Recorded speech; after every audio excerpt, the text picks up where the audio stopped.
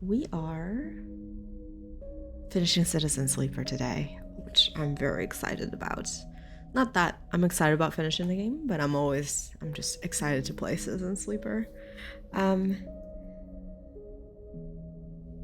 think I should load into the game while we're still chatting away, but this is the DLC content, and we're at part 3 of 3 in the DLC, and we should be able to finish today. So the DLC, if you recall, was about like the flux wave.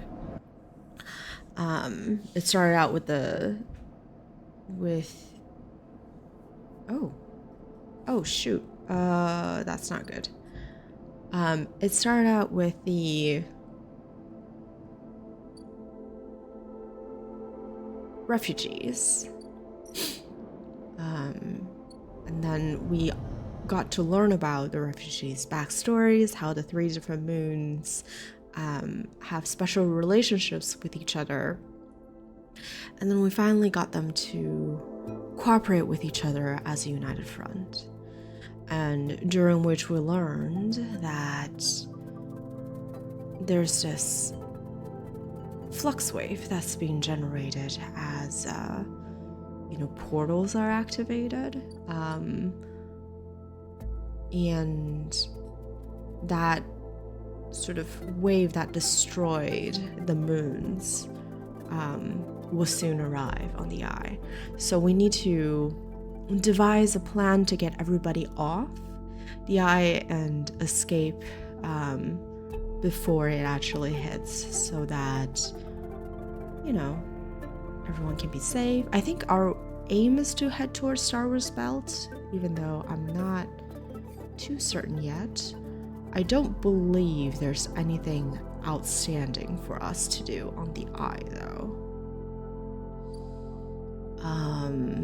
Let's just survey really quick.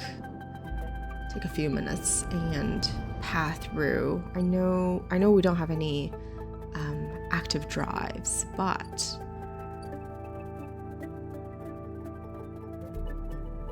hello, Wild. How are you?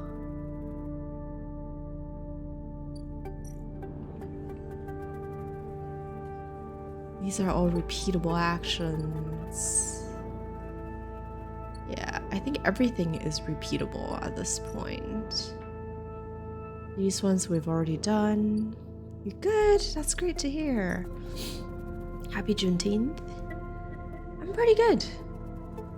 Day off. Can't complain. I went hiking this weekend. That's why I wasn't streaming. And I'm really sore, but it's a good kind of sore. So I'm good. I'm good otherwise. And I went to my friend's, we went hiking together and we made phenomenal food. I'm still very, very full. You went to a ball game. I'm gonna sound very silly, but what ball? Football, baseball? What is in season right now? What season is it? Sports ball game. Yeah, I figured it's sports. Which sport? Baseball. Okay. The Twins, I assume? Alright, let us go to the center bar. Yep. Did they win? Is that the team that you root for, or is it another team? I just kind of assume geographically that, your team is the Twins, but I'm not sure. They lost. You don't follow them yourself. Ah, okay. Gotcha. I do think we're done on the... Did you have fun though otherwise? I think baseball is one of those... I'm not I know the basic rules, but I found baseball games to be fairly enjoyable just to be there. It's kind of because of how generally slow pace it is, it's kind of one of those grab a beer with a friend and just chat and catch up and, you know, enjoy the atmosphere of the game. You had a blast? That's great. I'm glad.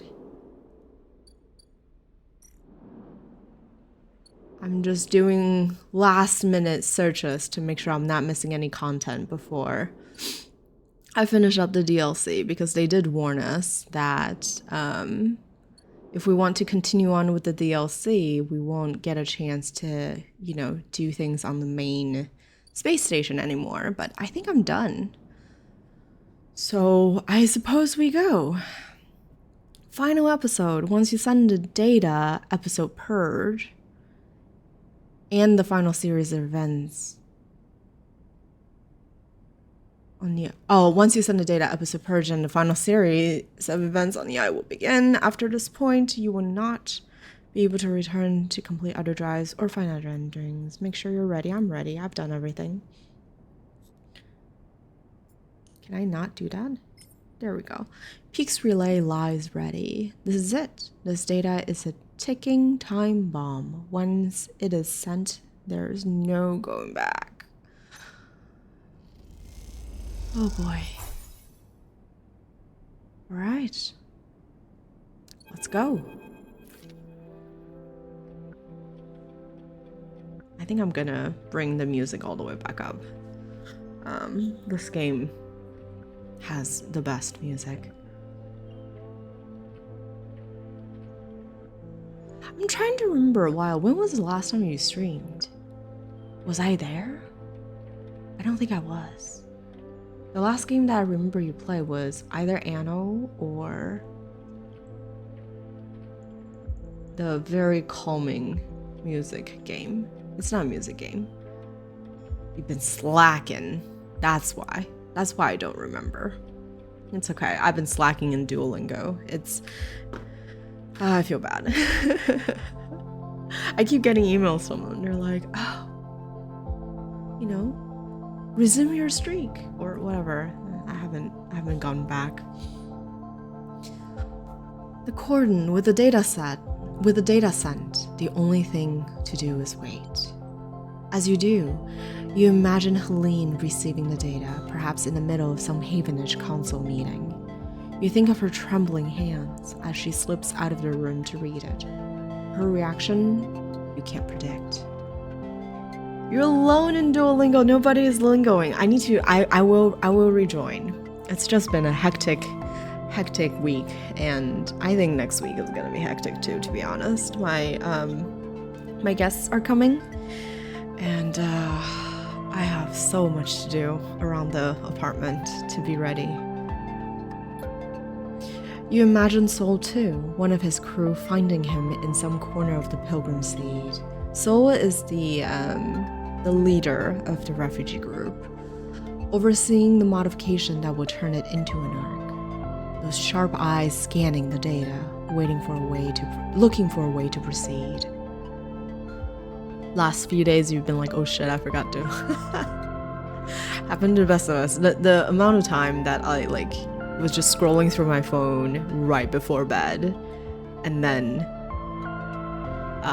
need to do a very sleepy Duolingo session is too many.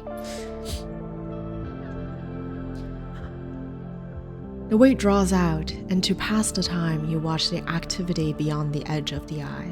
The scrap shuttles pulling components from the now abandoned cordon, and the supply skiffs making runs between the flotilla ships. It isn't long before you hear the chirping of one of Helene's now familiar drones approaching the viewing platform, and then Helene herself strides into the room. All right, Helene, what news do you have for us? Where did you get this, Sleeper? Helene holds out a slate, scrolling with streams of Flux data as she enters. I need to know your source. Well, hello to you too. You didn't bring me here for a reunion, I assume. Helene smiles a thin smile. Then you'll forgive me for skipping the pleasantries. She pauses and pushes her hair back out of her face. This is a lot to take in. a shadow protocol inside the flux, the system's con channels starting up, a total collapse of the eye. She rubs her forehead. If I bring this to the council, they'll... She turns away. We're gonna stay silent. We'll let her make her call. Do you know what has been happening with Havenage Sleeper? She looks away, out at the flotilla. Total eclipse of the heart. Yes indeed. Since the refugee ships started arriving, things have changed. It's chaos. Well, when the what is it? Priorities and when there's a conflict of interest, they do divide. No one can settle on a single issue. There's division at every vote. But in the division, only one group prospers. The hardliners. Because as each counselor gets tired of the arguments, gets tired of compromise, they become more attracted to the easy answers. The flotilla is to blame. The refugees are opportunists. The eye must be defended. She shakes her head. And now you're telling me they brought something to the eye that will cause its collapse. They didn't bring it. They're running away from the thing. They didn't bring it. It didn't follow them, necessarily. It doesn't matter, Sleeper. That's all the counselors were here. Well, they're fools, then. She closes her eyes, a hand to her temple.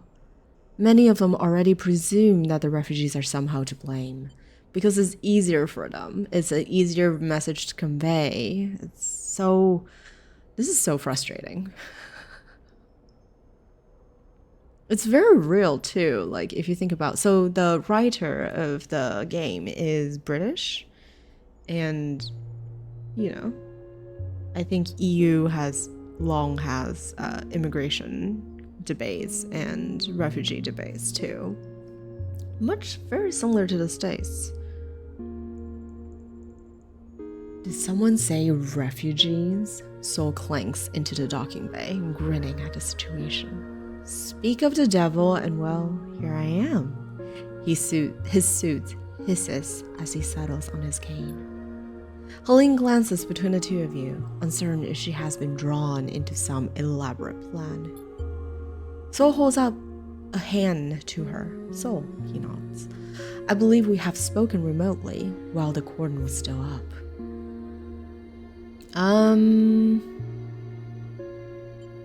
We're all allies here.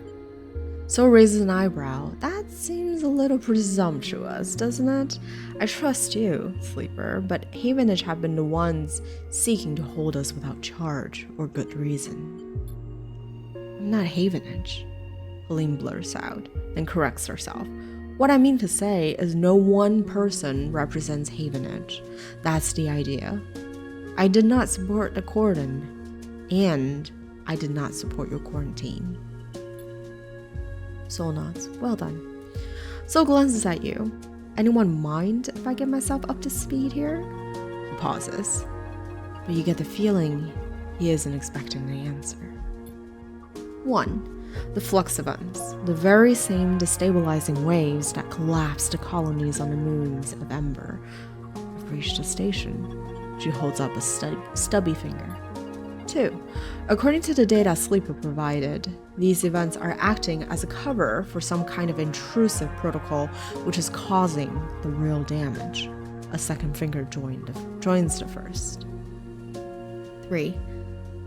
This shadow protocol will do the very same thing it did to Ember Song, Step, and Hearth. So that's like the 3 moons of Ember, Step, Song, and Hearth. And I think he is from Hearth, if I remember correctly.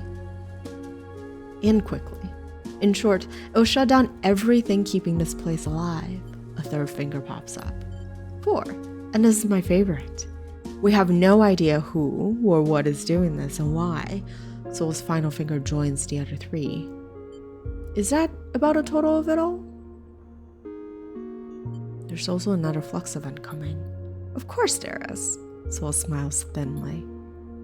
Sounds... Helene pauses, searching for words. Intimidating. Unipermint? Hello, McSquank. Hi Tom, how are you? Happy Monday, how are you doing? I only say happy Monday because I'm not working today. Otherwise, it would be an unhappy Monday.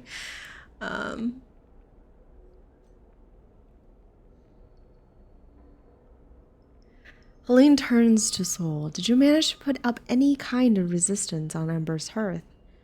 It didn't sound like it. It sounded like their hands are tied.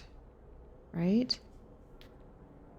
Ember's hearth was like a farmland, I think. And they were saying like their entire system, which they had. You want to thank me for all the work I did on Friends Challenge last week. What did I do on Friends Challenge? I didn't do anything. That's why you wanted to thank me. Okay.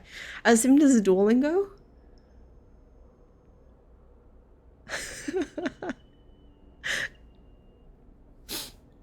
I don't think I've touched Duolingo in a week, honestly. Shame. Shame on me. Yeah. I'll be better this week. I promise. I was just telling Ben how like I haven't touched it in so long and I feel so bad.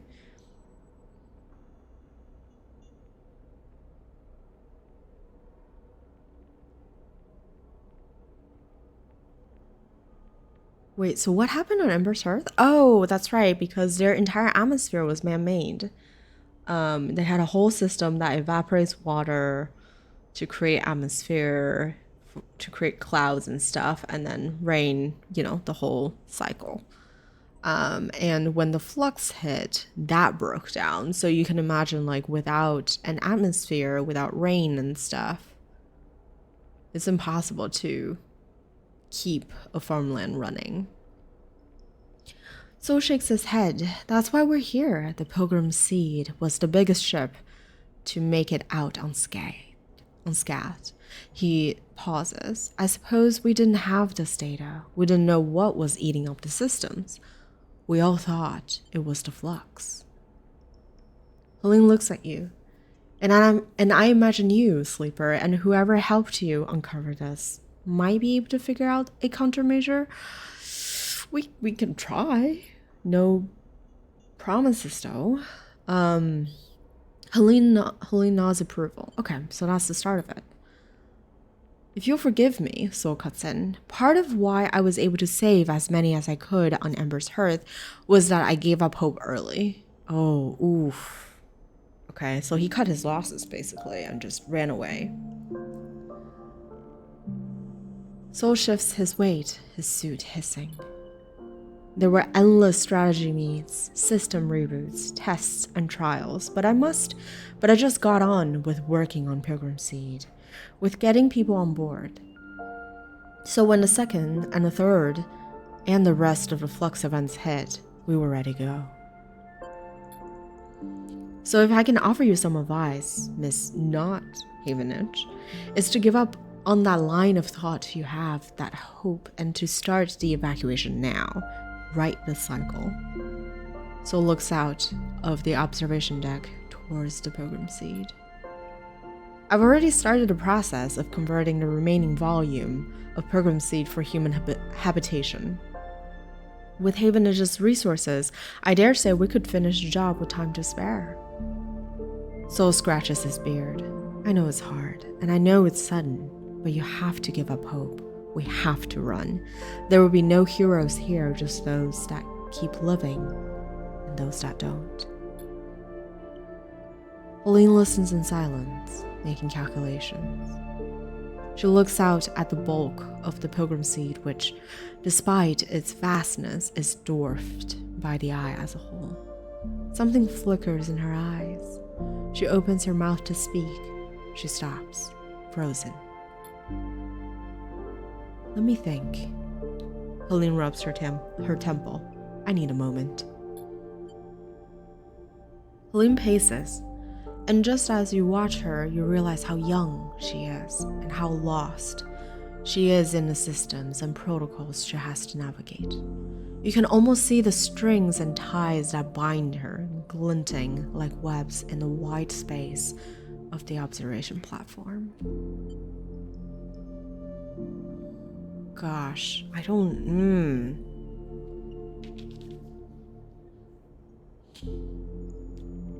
Why do I have to make a decision?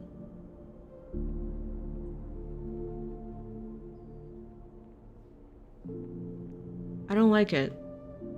Why do I have to decide? Okay, so the question is, do we run away? Like, what's his face?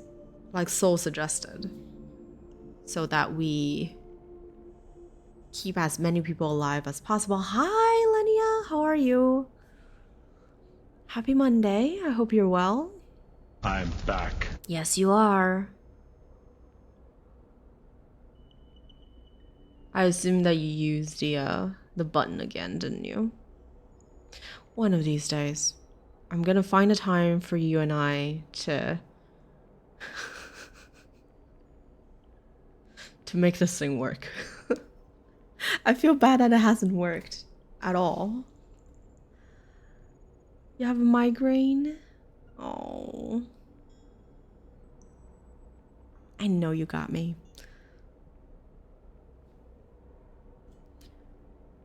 Well, I'm here to read and to chill. But yeah, it's just more story time. And I am very stuck at this decision. I don't know what to do. We're talking about like hundreds, maybe thousands of people. So the situation here is, the reason why the refugees were here is because of a flux event that destabilizes all the systems, right? Back where they lived. And that flux, or that electromagnetic wave, is arriving here. And we actually experienced the first wave of it, but it hadn't created much damage yet. And underneath the flux wave, they noticed that there were protocols that were like actively destroying systems or something like that. And so the question now is, well, obviously we're in space, and so if the life support systems gets hacked or gets broken, everyone's gonna die. That's like the worst case scenario, right? And the leader of the refugees were telling us that, like, you know, one of the reasons why he felt like he was able to get a lot of people out and, you know, not lose that much. I mean, they lost their homes, but like in terms of human lives, they didn't lose that much. Was because they cut their losses early and prepare for evacuation and running away as soon as possible. And so we're kind of at a decision point where whether or not that's the route that we want to go, so we evacuate the eye, or if we want to find a way and be the hero again, to purge the protocol such that we will be able to continue staying on the eye.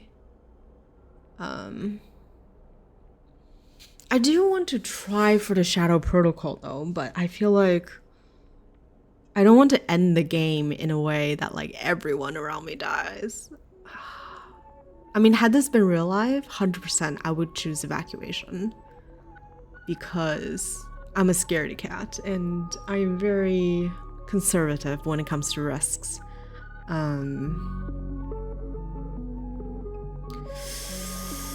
Damn.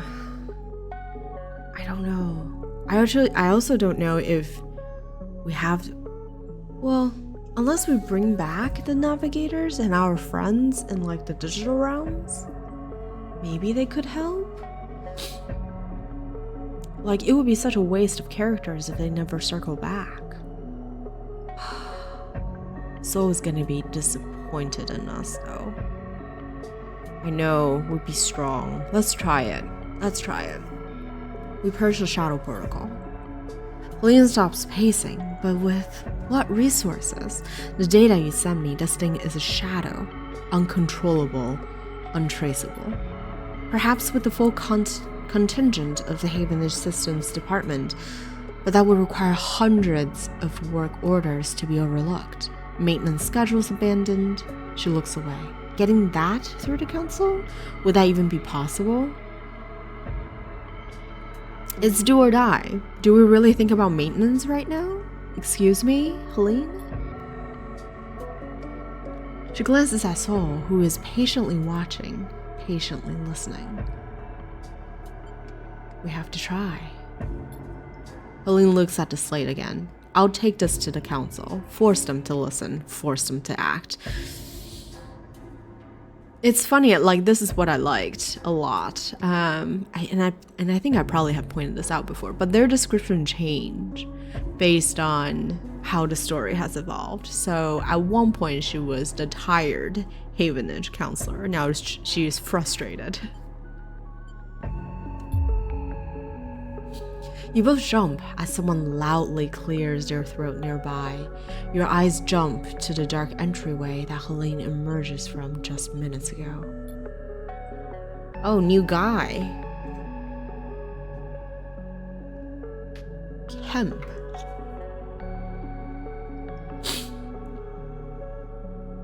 Hardline Havenage counselor. Oh, okay, so this is like the conservatives. What a cozy little meeting this is. A man steps from the shadows, dressed in the same style of Havenage overalls as Helene. And I must say, that is some very incendiary rhetoric you are using, Counselor Helene. Wow. You glance at Helene and her face drops immediately. Kemp. She curses under her breath. Sol shifts his weight on his cane, but otherwise remains still, like a casual observer. See, I think it's funny how the table has turned, right? Because it has always been like, oh, we can't let the refugees to board, like we want them to, you know, stay quarantined, etc., etc. But now Sol is kind of like, yeah, I'm ready. You know, my ship is here. We have enough resources. We can just pop. And if you guys aren't ready to come with us, then you're lost, kind of thing, right? So they have the upper hand, if you would, at this point. Plotting against Havenage with an interloper. He gestures at Sol. Everyone will be so disappointed. Kemp smiles a bright smile. Some of the counselors had such high hopes for our youngest member. His smile drops. I, of course, never let novelty distract from the importance of experience. Oh my god. Helene stares daggers at Kemp. Enough of this petty shit, Kemp. You need to see this. She holds out her slate with an outstretched arm. The games are over. No more point scoring, no more lobbying. You and your hardliners need to stop. This is something real. Kemp calmly takes the slate and prods the screen, scrolling through the flux data. His face betrays nothing, but you see some complex calculation flickering in his sharp eyes. He gestures, and out of the shadows, 2 Havenage security officers appear. As they do, both you and Helene take a sharp breath in. They are carrying long, boxy guns. You've never seen anything like them on the eye. Gloss XPR logos glint along their barrels. These are Asher's weapons, confiscated by Havenage in the smuggling operation gone wrong, and now put to use. Cam holds up the slate, and one of the officers takes it and slips into a pocket on his vest. He smiles at Helene, then follows her eyes to where they're fixed on the matte black barrels of the officer's weapons. The weapons we confiscated from the spacer. Helene looks at you from your friends. She narrows her eyes at Kemp. You can't do this. You can't use them. Kemp shrugs. You have just handed me evidence that the flotilla has infected the station with a virus. Oh my god. He's driving me crazy. In a bad way. With a shadow protocol that threatens the life of every Havenage member, every person on the eye, he gives Helene a dark look. This is not the time for half measures. Helene steps forward without thinking, and immediately the officers raise their guns. Be very careful here. I don't think escalating the situation will play in your favor. Kim sighs. You're in the wrong here. Plotting against the council. Hoarding data vital to our work. It's all so obvious. You couldn't win power by Havenage's system, by our laws, so you resort to this. Kemp shakes his head. The law is with me. It is as simple as that. So now, you need to come with me. So shoots you a purposeful glance. Now is the only moment you'll have. Oh boy. I don't like either. Oh.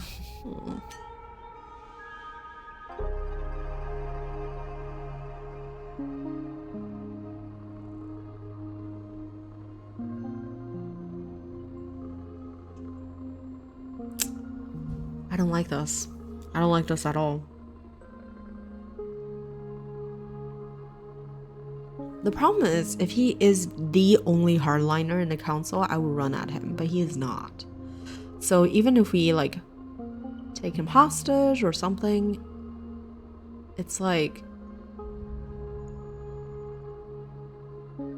I don't think... We live. We survive. You turn and run, and as you do, Sol twists one of his arms, snapping something on his suit. A burst of pressurized gas jets out, clouding the room in a choking cloud. You put your head down and aim for where a door once was, now clouded in a graying mist. Then something crackles blue through the gray, like lightning inside.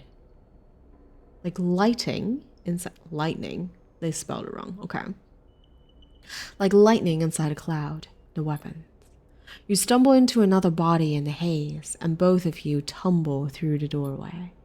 It is Sol, and you stumble and limp together, mindlessly through the corridor after corridor, until the crackling sound is no longer echoing in your ears. You catch your breath together, Sol wrenching his suit back into shape and leaning heavily on his cane. I assume that wasn't part of the plan, Sol coughs. Certainly gave some life to the proceeding, though. What will you do? Sol leans against a wall. Well, first, I'm going to catch my breath a little longer. He straightens up. I'll be honest with you, Sleeper. None of this changes anything for me. The program seed will be going in a handful of cycles, whether Havenage wants it or not. How many can you take? Sol grimaces. I don't know right now. Depends on how the work goes. On who wants to come. People don't want to leave their home, Sleeper. Even when death is bearing down on them. I know that all too well.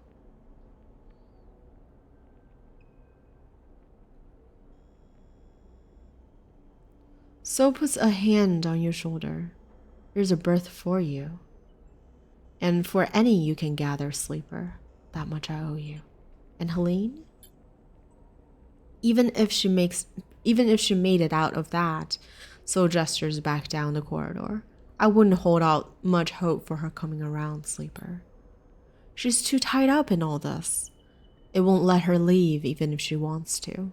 He eyes you. Hell, I'd say the same about you, but you have a habit of proving me wrong. Soul glances back down the corridor. Now I think we better clear out. I'm not sure those officers won't come looking. My crew will meet me at the edge of the cordon, so I'm good from here. Soul leans on his cane. Oh. And thank you, Sleeper, for sending the data. I appreciate the extra info, and I'll see if it can help us shore up the program seed against any future flux events. We will be leaving as soon as we're able. If you want to help us get there faster, well, you'd be welcome. He meets your eye. If we had you back on Ember's hearth, he pauses, suddenly losing his appetite for discussing the past. Wow. He smiles. Just don't keep me waiting. And he limps off down the corridor towards the edge of the cordon. You pause for a moment and let your thoughts catch up. Peak will want to hear about all this. They should be your first port of call.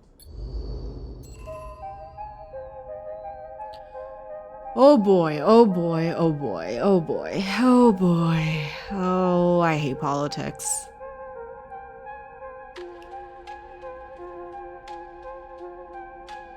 Music slaps. Evacuate the eye is the drive. The flotilla is leaving with anyone who wishes to join them, but they'll need help if they want to leave before the flux hits. Okay. Peak. Stubborn XPR spacer. This is Ash. As you enter the climbing briar, you immediately have to jump aside as Ash, lugging a massive crate across the cargo bay, pushes past you, grunting an apology as she does. Grunt back. Ash doesn't look back. As you turn back to the bay, Peak pushes past too.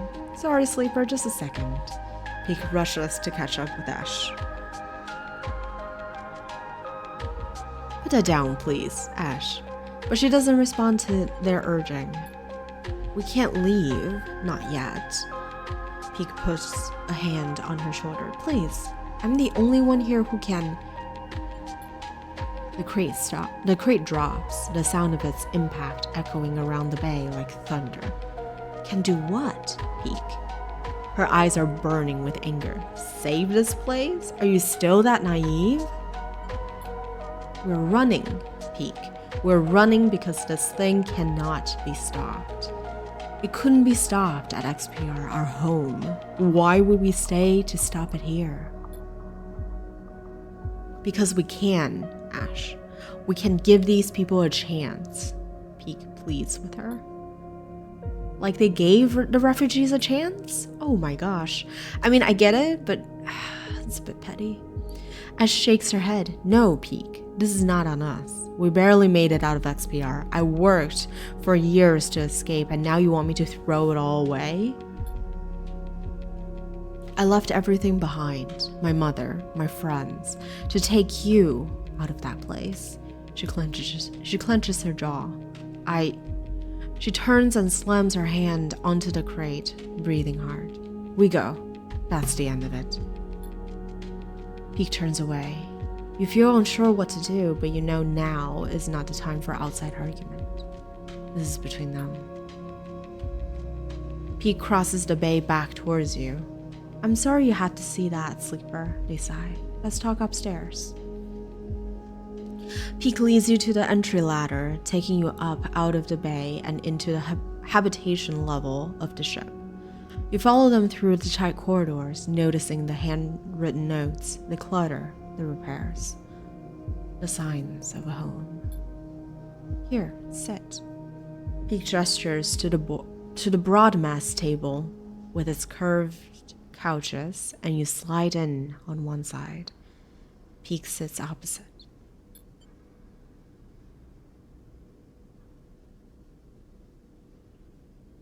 Hi, Kai. Happy Monday. Welcome in.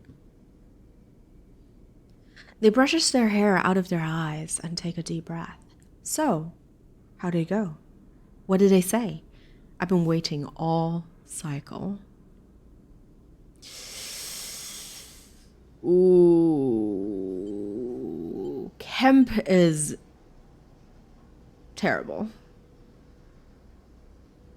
But we don't want them to hate everybody, so let's tell them about Kemp. Peak looks increasingly troubled as you tell them about the hardline counselor Kemp's sudden appearance, about the XPR embossed guns and the resulting chaos. You admit you didn't know what happened to Helene. Peak is silent for a moment. Those are Ash's guns, right? The ones she smuggled out of XPR on the ship? The ones she didn't tell us about? Peak looks desperate. Yes. Peak's head drops. Ash. Peak whispers to themselves. Peak takes a deep breath. Then we can't be sure that Helene can help us at all. If Kemp has taken her, or if the council looks on your meeting darkly. Peak nods softly. Then this is on us. What's on us? Ash is standing quietly in the doorway listening. You don't know how long she has been there for. Peak looks up at her with tired eyes. Sleeper found the weapons you smuggled from XPR. Ash freezes. She glances between you and Peak, as if this might be some elaborate joke. Havenage used them?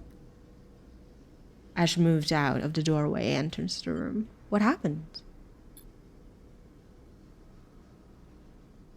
You just got back from vacation yesterday. I hope it was fun. Did you enjoy it? When does your strumming hiatus start? Next week. So I'll be streaming through this coming Saturday, and then I have no idea what happens after that.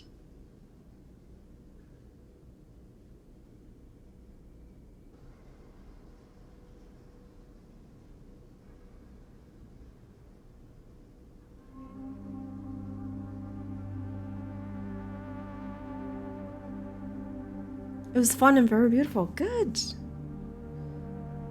I'm glad to hear that you had fun. Ooh.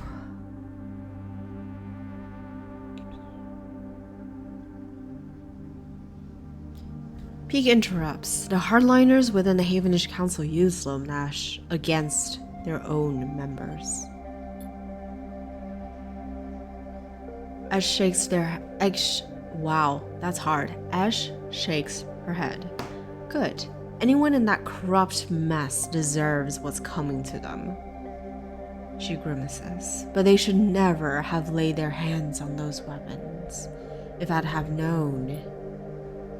Pete goes to speak, then decides not to take the bait. They glance at you. I'm sure you've heard enough of us arguing the cycle, Sleeper. Peak shoots a look at Ash. But our introductions of those weapons into the equation are just another reason why we cannot simply run away. Ash looks away, but says nothing. She surely knows they cannot absolve themselves of responsibility here, so what is motivating her? You realize that she still might be trying to protect Peak, even from themselves. Suddenly a shrill beeping fills the room, and Peaks pulls out their slate to silence it. But as they do, they freeze, their finger hovering above the screen, the beeping continuing its insistent pulse. What? Peak doesn't seem to hear you. They blink with glazed eyes at the slate, then let out a long exhale and tap the screen. The bleeping shuts off, leaving a ringing silence behind. Ash frowns at Peak, planning to explain. 12 cycles. Peak looks vacantly up at you both. 12 cycles until the next Flux event. They shake their head. I've been using the arrays on the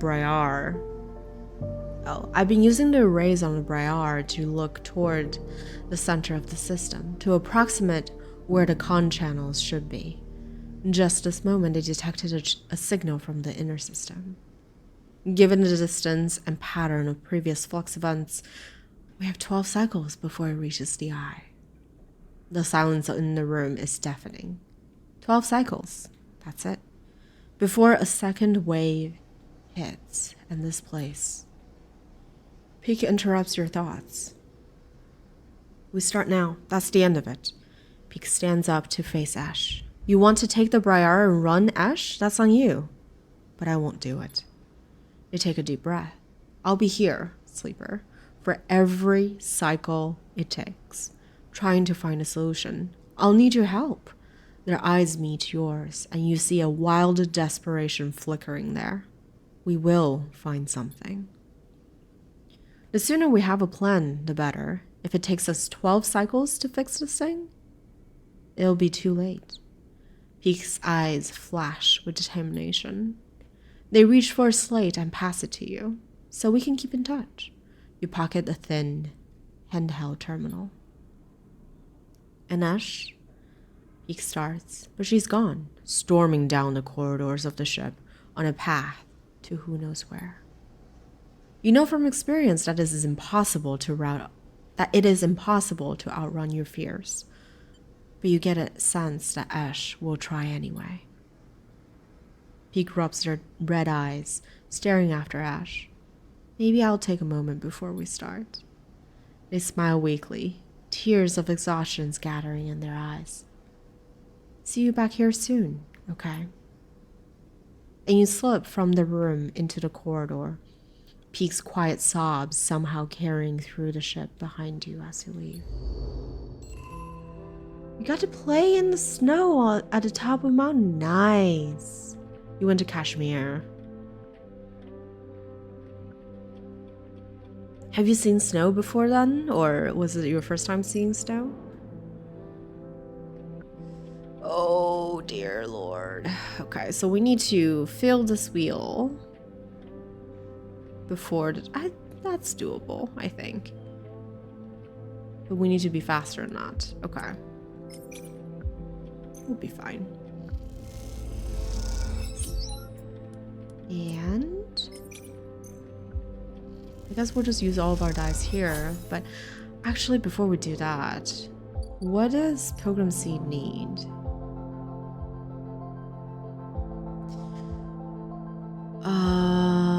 Engineer action. Building berths into the vast bulkheads of the Pilgrim Seed is a huge job, so Soul will need every able-bodied engineer to help. I think engineering is probably the better of the two. I think we do the plan first. We do this one first. I've seen snow before, but it was many years ago. Gotcha. Alright. Look at us doing it all in one cycle. Peak.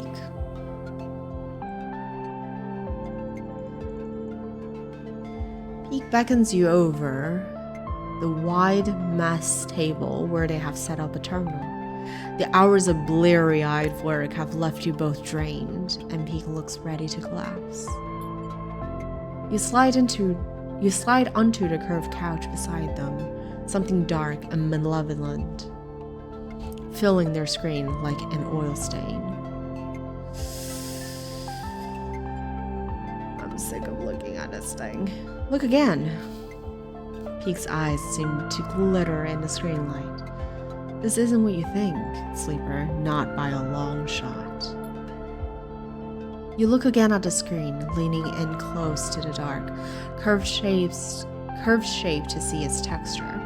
You see whirls and currents like a river, a dark flow unlike the Shadow Protocol's dark tangle. You know exactly what this is. You have swum in this river, almost drowned in its shifting flow. It is the Gardener's Chorus, the dark cloud which blankets the Greenway's network, the bioorganic morass of a malfunctioning protocol grown vast and strange. I know this place. Pete glances at you. I thought you might have seen it, covering the Greenway like a shroud. How do you know? Peak meets your eye. Everything I've tried to do to contain the shadow protocol has been a failure. It slips through any containment, absorbs any countermeasure. That, unfortunately, is an unavoidable fact.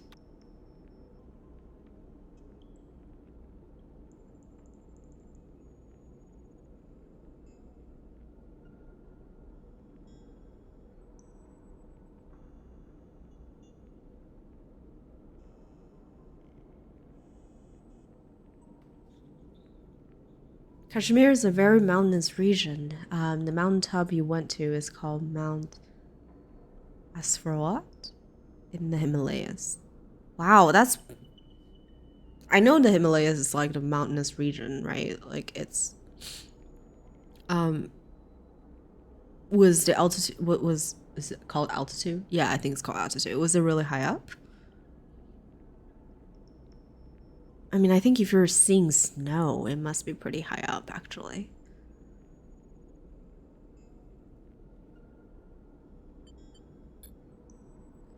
And yet, the ice still spins. The shadow protocol is being slowed, partially contained.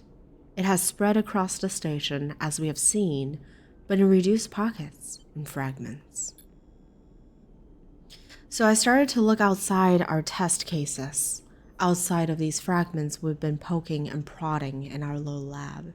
Peak smiles. And look what I found. Wait, what has this changed? Oh, evacuate and protect the eye. Can we do both? 4.3 kilometers above sea level.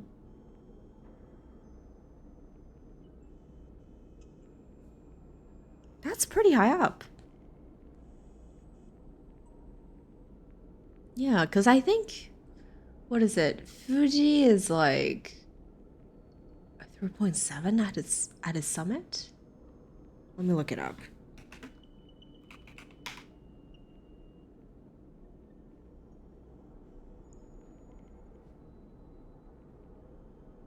Yeah, Fuji is like 3.7, 3.8.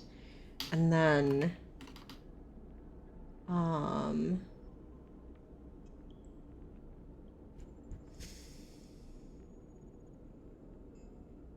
I don't know why my brain is blinking.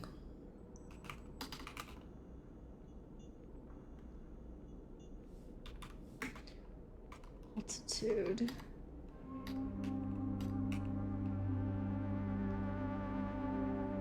Yeah, that's not that high. Machu Picchu is actually surprisingly not that high.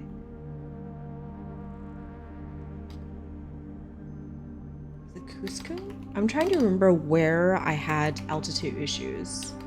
There was like one place that I went to that I had altitude issues. I think it may have been Cusco.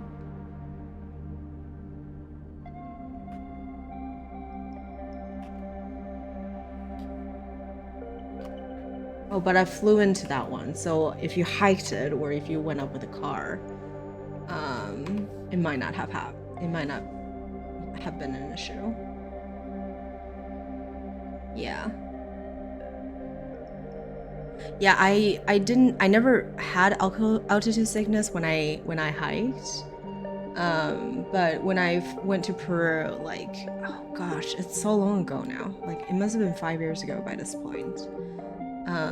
We flew into Cusco, and that's like 3,200 meters above sea level. And like, that was the only time that I had altitude sickness, and it was terrifying.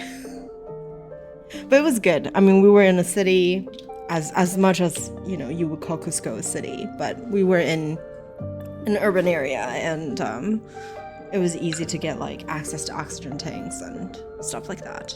You took a cable car. Okay, so it's fairly gradual. You have time to acclimate. That's good. Well, it couldn't have been a cable car for all of... Where's the bottom of the mountain? You probably started somewhere in like 2K, something like that, I imagine. Yeah, after playing the snow for a bit, it got tired, you got a bit of headache due to altitude. It happens. Well, you know, you made it back safe and sound, so that's always good. It's funny because I went back, like, I think it was back in 2017, when I went to Peru with like a bunch of friends. Those of us with like stronger altitude sickness were, I was fine. Like, I'm not fit by any means, but like it was just very little bit. But I heard that people who are like more fit tend to get worse altitude sickness. Cable car started around 2.4. Yeah, that makes sense. That makes sense. Yeah. Awesome. No, I'm glad it was fun. I'm sure the view is unbelievable. I've always dreamt to go to the Himalayas at some point eventually. Hopefully before I'm really, really old. But it's glad to know that there's ways. Yeah, please do. Send pics in Discord. I'm glad to hear that there are ways that, like, you know, it doesn't require a lot of, like, physical work if it's just car, bus, and then cable car.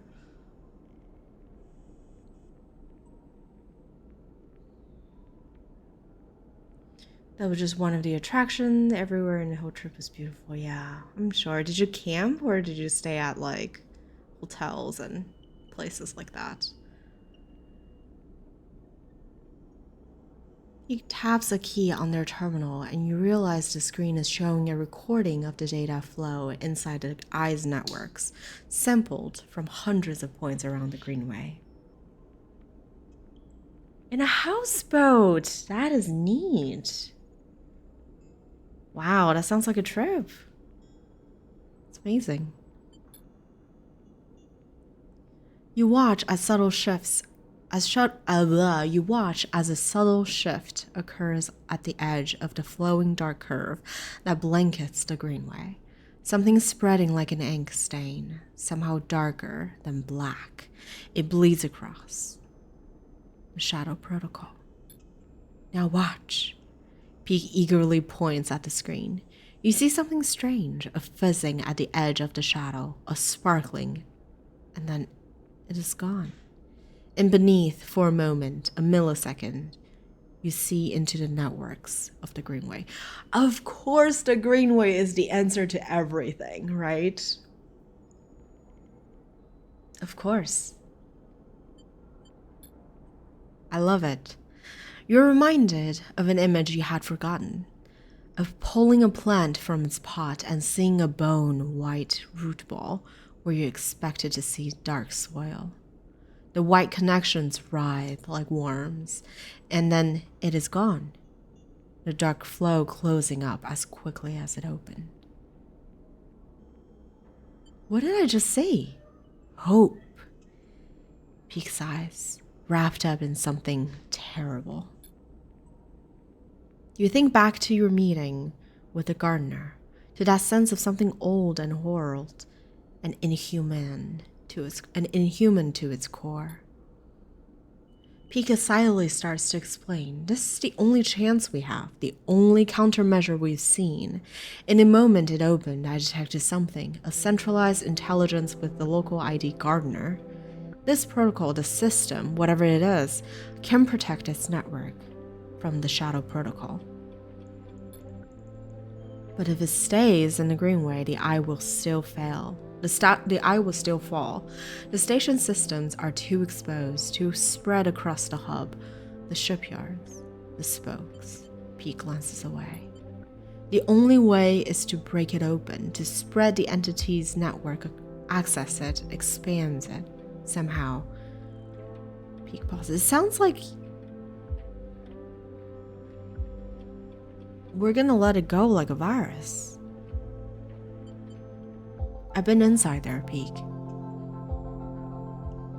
Peak pauses, trying to read your expression. And this gardener, can they help us?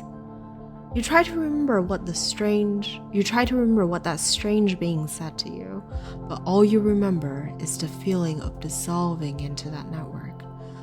The heady mix of growth and decay, the ceaselessness of it. Would they protect the station, or would they simply dissolve it? I don't know. Peek stands up and walks away a little. They lean against the countertop, their head hanging so low that their long hair touches the work surface. You hear them breathing deeply. I don't know, Sleeper. They lift their head. I really don't know. There's a chance. Maybe. They shake their head. You know as well, Peek, that this is it. You know it because over the past cycles, you have run every simulation, every possibility you can think of, and still come up with nothing. You have stared a hole into your screen and dreamt of the black shadow creeping in at the edges of your vision. Peek recognizes the look in your eyes, the potent cocktail of resignation and anger. Let's say we do this, Peek begins, eyeing you carefully. What do we need?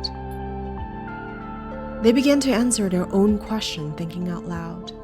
I suppose we need to do two things. Find a way to limit or control the gardener's spread, and then reconnect the greenway. Peek starts pacing, the idea coming quickly now. Controlling the spread means preparing the station, limit the gardener's network to key systems. We don't want it taking everything, we just need it to protect the station's core functionality. Then we need to reconnect the greenway, hook it back up to the main line of the network. Those systems we prepared, they should connect, and the gardener will spread along the paths we prepared. At least, that is my theory, Peek grimaces. But if we don't prepare correctly, the gardener might not spread, or it might spread to everything. Peek closes their eyes. And after that, things might get worse. It can't be worse than a total collapse. Don't say it, Sleeper. Peek sits back at the terminal and brings up a map of the eye. Rotational control at the hub. Life support at the free spoke. Power routing at the Haven shipyards. They stabbed at the map with each one marking them in red. Then there's the central core. As I understand, it is somewhere on the rim. I'll need to find it. They push their hair out of their face. We see the gardener in all these places. Peek pauses. But how are we going to do that? I like the idea of transplanting the greenway. Peek smiles. Of course. The gardener needs plants to care for. That's what their protocol dictates. They must have been part of the farming management systems of the Eye back when Solheim built it. We seed greenway plants into those systems, and the gardeners will seek them out, protect them. Peek stares at the map of the Eye. It's a wild idea, but it could work. But they pause. We need a way into those systems. Havenage have most of them locked down for safety purposes. We can't just walk in. I know a guy, Feng.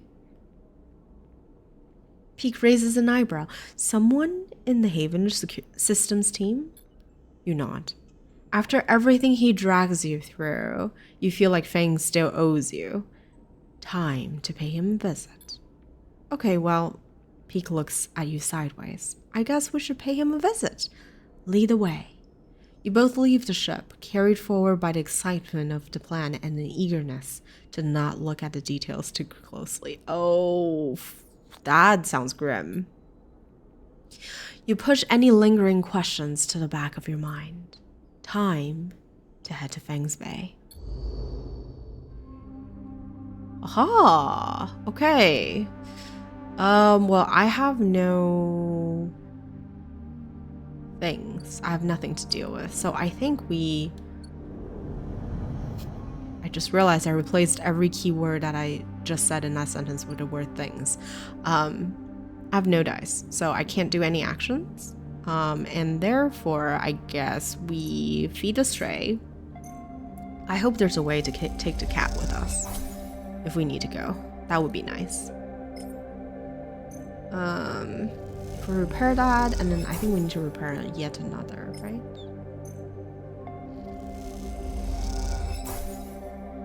Yeah.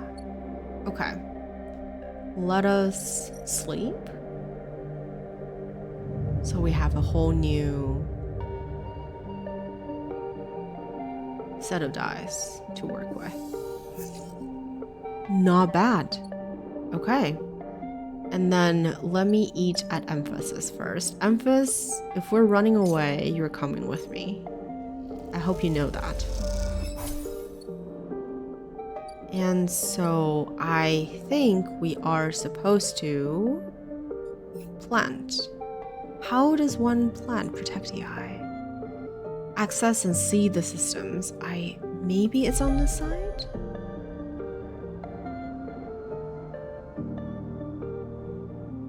Okay, I guess not. How do I seed the system? Havenage offices. Oh! Hold on. Fang's Bay. There we go. Find Fang. A difficult man. Okay. Fang isn't in their bay, and no one is in the offices upstairs. And no one in the offices upstairs seem to know where they are. Your lone clue is an out to lunch note. That's one long lunch. He is a difficult man to track. Fang is both never where they say they'll be and always late. While this is no surprise, now is not the moment for wasting time. Alright, so I guess we try. We need to waste 3 dice on this. It would be nice to be able to protect the eye, I think. I would love to.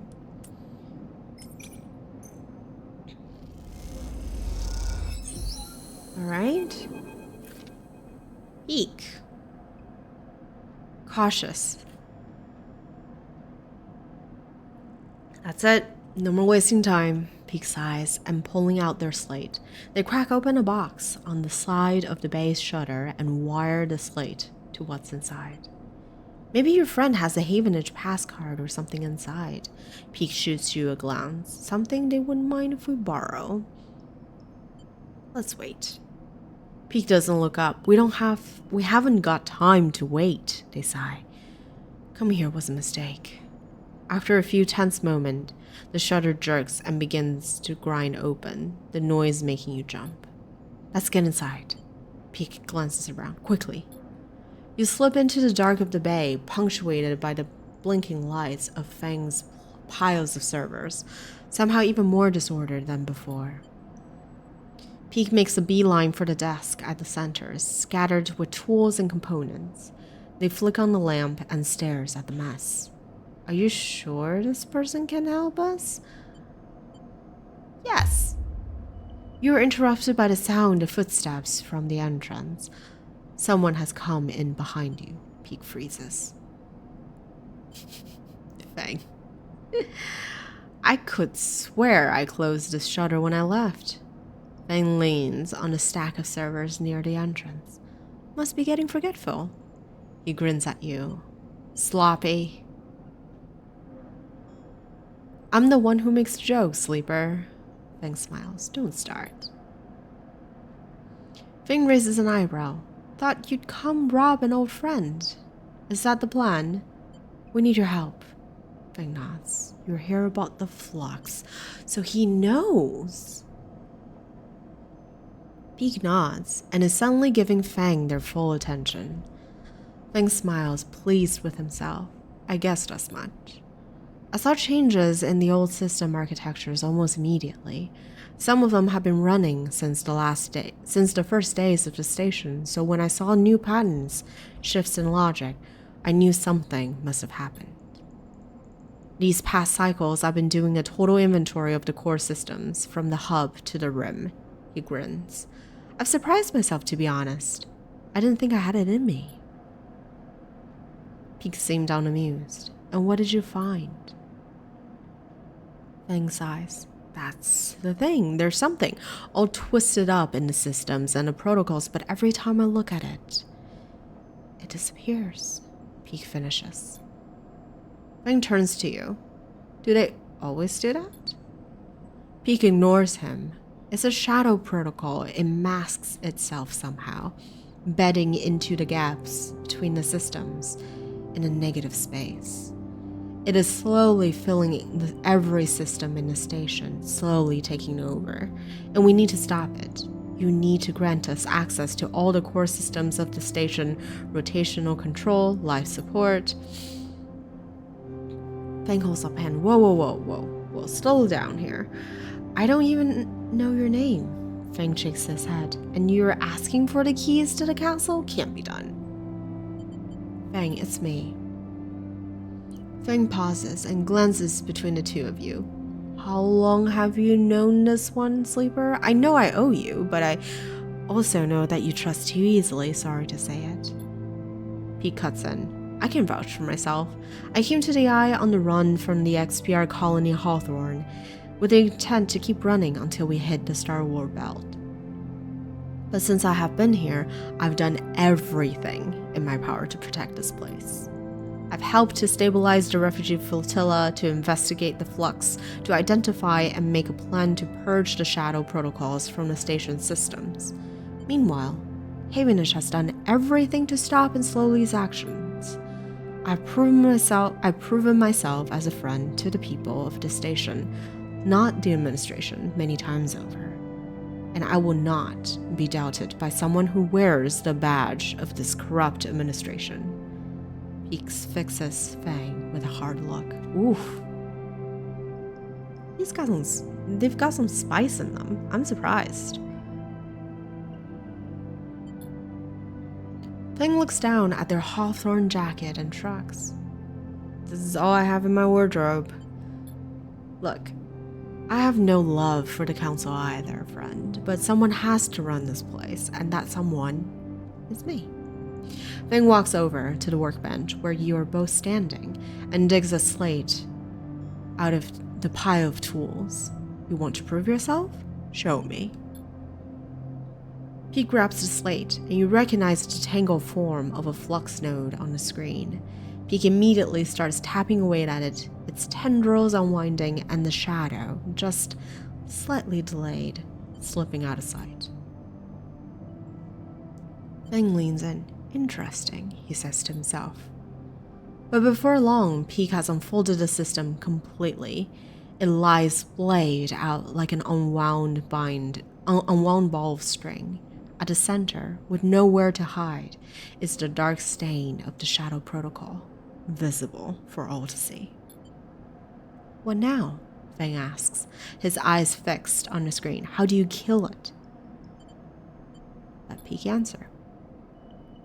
There's one entity on the station that we have seen purging the shadow, the gardener. Feng frowns. Who's that? Some Greenway hacker? Pete glances at you, more like an avatar of the Greenway itself. You explain the gardener to Feng, the feeling of descending into a flowing river of consciousnesses. You explain the networked chorus, the non-human collective of voices. You tell him of the farming AI's offer to you to be networked into the chorus, dissolved in its flow. Then you explain that by granting the access to the AI's major networks, you hope to reinforce them. Feng is silent for a moment. And you want to let this thing out? He shakes his head. That's kind of a stupid plan I've dreamed up. He pauses. I like it. He smiles. This place is rammed with weird protocols and forgotten intelligences anyway. What's one more ghost in a machine? Oh, I love it. We tried to limit it, of course, Pink explains. That's why we want your help to access the Eye's major systems, to seed some of the gardener's spores into them, and to draw the gardener's focus to those places. Feng whistles. So the way we save the Eye is by growing mushrooms in all the server stacks. Yes, He glances at you. Sleeper, congratulations. You found someone weirder than you. Look, Fang, that's the moral of the story, right? Mushrooms save lives. That's what we've been learning this whole time. Pete goes to argue, but Fang holds up a hand. In it is an all systems Havenish pass card with his picture on it. Take it before I change my mind. Thank you. Don't mention it. Fang gives you a look. In all honesty, Sleeper, I was on my way back here to start tearing the place down. The Shadow Protocol has me spooked. So if you're telling me you've figured out a way we might fight it, he looks at Peak. No matter how crazy, then I'm going to help. He smiles a tight smile. What will you do now? I have to keep on with my work here, strengthen those systems, back up the data. The worst comes to the worst. I'll need to rebuild. I heard. Welcome in. Happy Monday. Enjoy the lurk. Have fun. Thanks for being here. It's good to see you. I'll need to rebuild. I won't let this place die. The last pieces of my parents are here, among the data. Oh, Fang. What a good boy. Goodbye, Fang. Fang embraces you firmly. Stay safe, Sleeper. You take the card and leave the bay with Peak. Once you are outside, they stop you. We should split up. Peak looks worried. We're wasting enough time as it is. Head to the facilities in the hub, the free spoke, and the far side of the shipyard. See the gardener there. I'm going to find the core control center that's somewhere on the rim. They hold up their slate. I'll send you a message on your slate when I have something. Good luck. They squeeze your shoulder, and you exchange fearful looks. You know deep down that Peak isn't sure this will work, but they have decided to act, to move with confidence. And for that confidence, you're very thankful. Ah, the power of friendship. All right. Power routing. We do one thing at a time. Where are seeds? Oh, shit. Oh, how many spores do I need to get? 5? Something like that?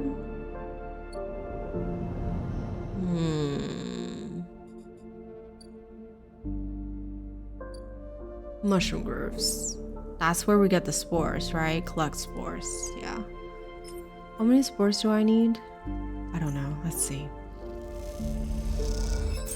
It's 2. He wanted us at 3 places, right? 2 places? 3 places? I guess, hold on. We can always come back and grab this. So let us go back first. I think there's the free spoke. Here's the life support. That's 1. Yeah, we need 3. We can always go back to the Greenway.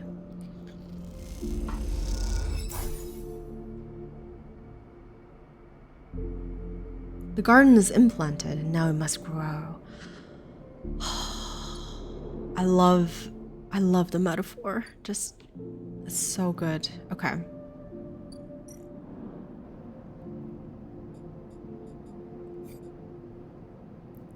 That's not it, right? Where is this one? Power routing, key station facility. And then we'll put the second one here. Where's the third one?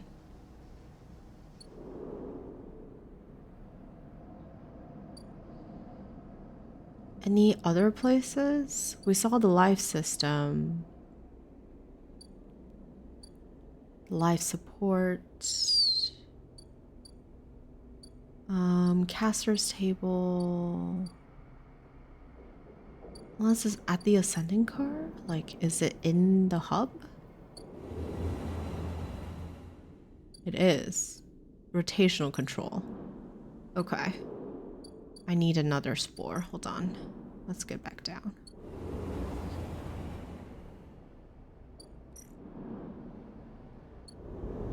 Get us the spore over here. And then... No! I'm a fool. I put it on the wrong place. Ah, it needed to be here. All right. Tomorrow. I guess we'll do it tomorrow. Well, next cycle, I guess, might be the right wording. But let us sleep. Repair really quick. I think we're going at this very quickly, so I think we might be okay. Right, end the cycle, end the cycle, end the cycle.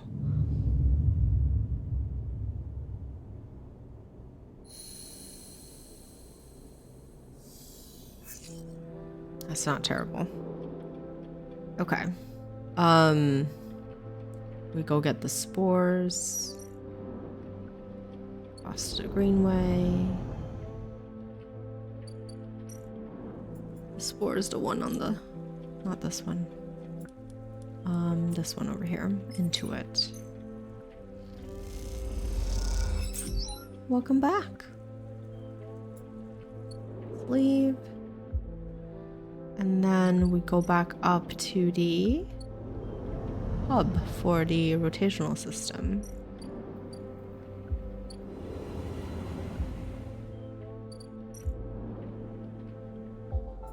Right here. Start action. The garden is implanted, now it must grow. All right. As you leave, the slate peaks gives you as you leave, the slate peak gave you chirps insistently. You check and see a message. Found a possible entry to core facility in the low end. Meet me here, ASAP, peak. A blinking marker gives their position as on the free spoke side of the main block. Better head to the low end.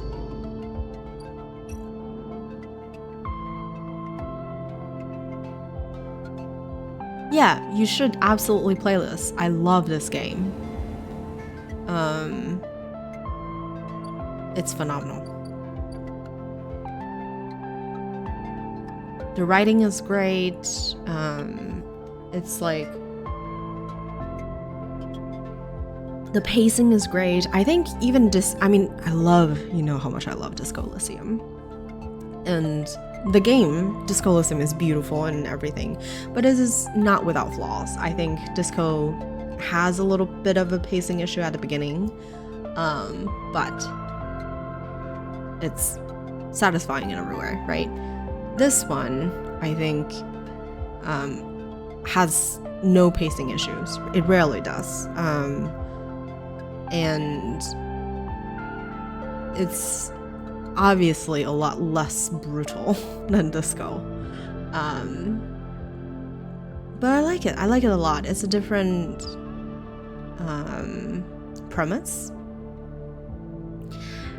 I don't know. I mean, I think some people really enjoy like the how elaborate Disco is, which I really do, I think, in retrospect. But I do remember, especially like going through Measurehead, the very first time, I was like kind of losing my mind. So, and maybe that was intentional. Like, you're supposed to like lose your mind over Measurehead because that's what he is. He is meant to be a headache, but it's just like, I get it, you know? I love that game.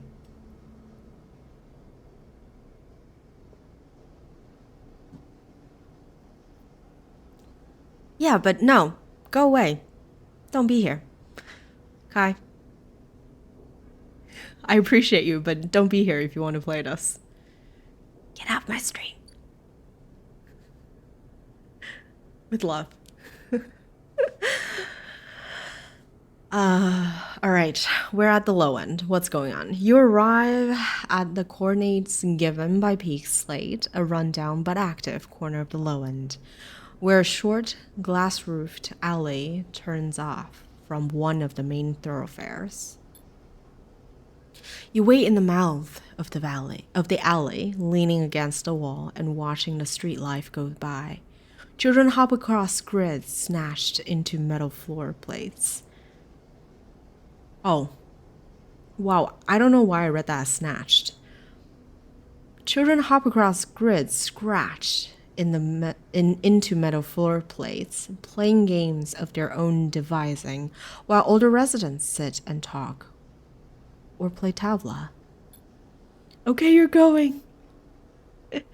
Well, you're more than welcome to stay, but I just think it's all spoilers for you.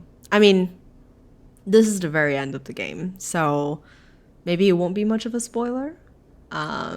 By the time that you get to it, perhaps it's confused. Perhaps you've forgotten it already, but yeah. It is hard to believe that all this is at threat. It seems so concrete, so real. How can some intangible protocol erase all this? As you are watching, a voice calls out to you from one of the tabla tables set up along the way. Oh, it's Castor. Oh, Castor. Oh, Castor. I don't know how I feel about Castor. So Castor is a mysterious guy. Castor asked us to bring him data that we're able to sort of scavenge out of like the data realm and give it to him because he's curious. I don't know what kind of power he is, or rather, I don't know what organization is behind him. He also initially wanted us to get on the Sidereal Horizon so that we could help him track his Sidereal Horizon. But he wasn't like half mad when we decided not to get on the ship. So I don't quite have my fingers on him. Like, is he just a curious soul who happens to have a lot of resources? Or what? Who are you? And now he's involved in all this, it seems. You move a little closer and recognize the sitting player immediately. Castor sits, tabla pieces and board ready in front of him, smiling at you. Sleeper! My partner has not arrived for our usual game. Come, please, take her place. He beckons you over, standing and nudging you to sit down with him. A rematch is in order. You owe me again. A game. Almost immediately, Castor begins the game. Everyone on the eye knows how to play tabla, a methodical movement of the counters across their triangular point. A methodical movement of the counters across their triangular points, a ready fit for the rhythm of life on the ramshackle space station. Most games begin the same way, with each player moving with independence, focused only on achieving their optimal early game setup. But there is a moment in each game where it becomes necessary to notice the other player, to anticipate the crossing of counters across the board. A point of contact, when routine becomes negotiation and negotiation becomes conflict. As this moment arrives, the subtle shift in the texture of the interaction, Castor begins to speak. I find myself surprised by you continually, Sleeper. He looks over his glasses at you.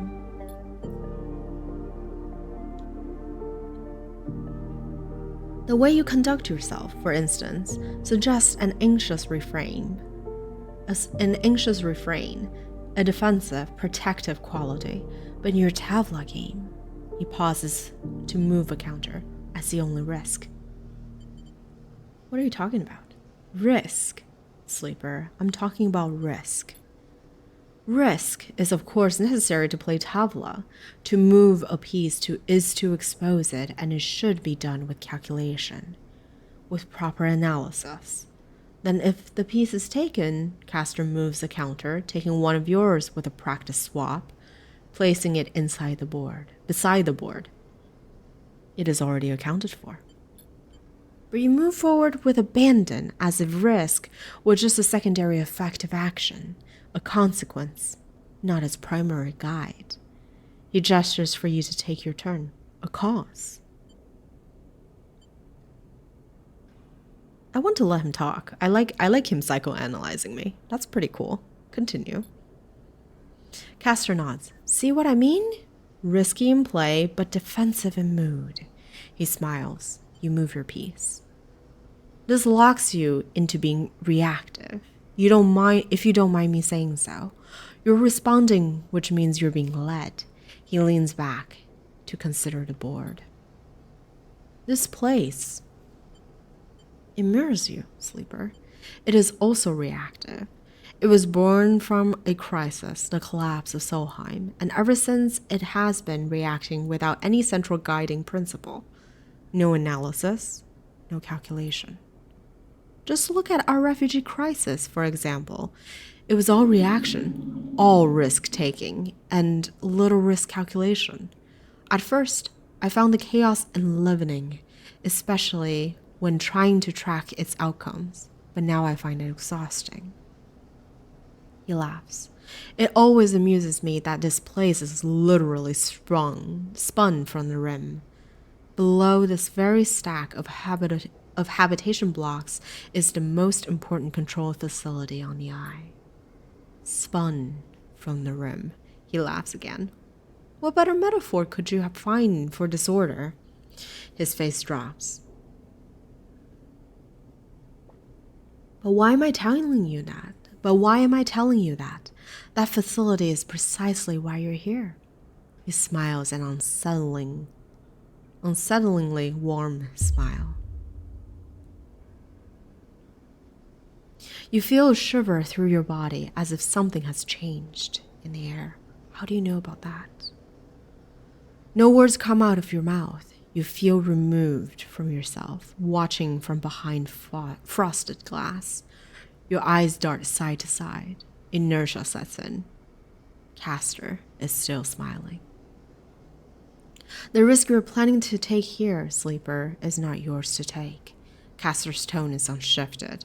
He speaks as if this is still some casual conversation between passing acquaintances. You're leaping toward a chaotic outcome with no respect for risk. You see, calculating outcomes, that's my specialty. That's why I'm here. I was hired as a conduit for risk, as a collector of data that might pertain to its arrival. He removes his glasses to clean them, and you see something flicker across their surface, a shimmering stream of characters. Oh. This station, is already theirs. Solheim's collapse meant a corporate fire sale. Assets changed hands. My employers, Senate bought out the entire system, and for the past decades have been its one valid owner. Oh. He polishes his glasses diligently. But to possess the system, the H1 system, he pauses, Helion to you, well, that is a matter of risk. Of how much force, how much cost, how much conflict a clearance would take. Oh, I hate the word clearance in this context.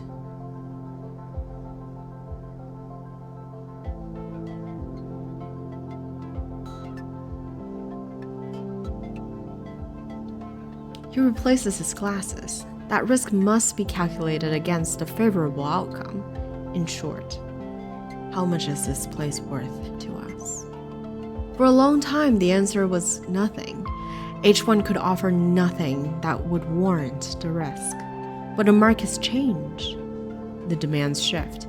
And Senestat, we analyze, we follow, we respond. He puts his glasses back on his face. H1 is about to become the most important system in this part of the galaxy. He glances around. The lone con channel operating within range of 7 or so newly surveyed resource-rich systems. The frontier town that feeds the gold rush, so to speak.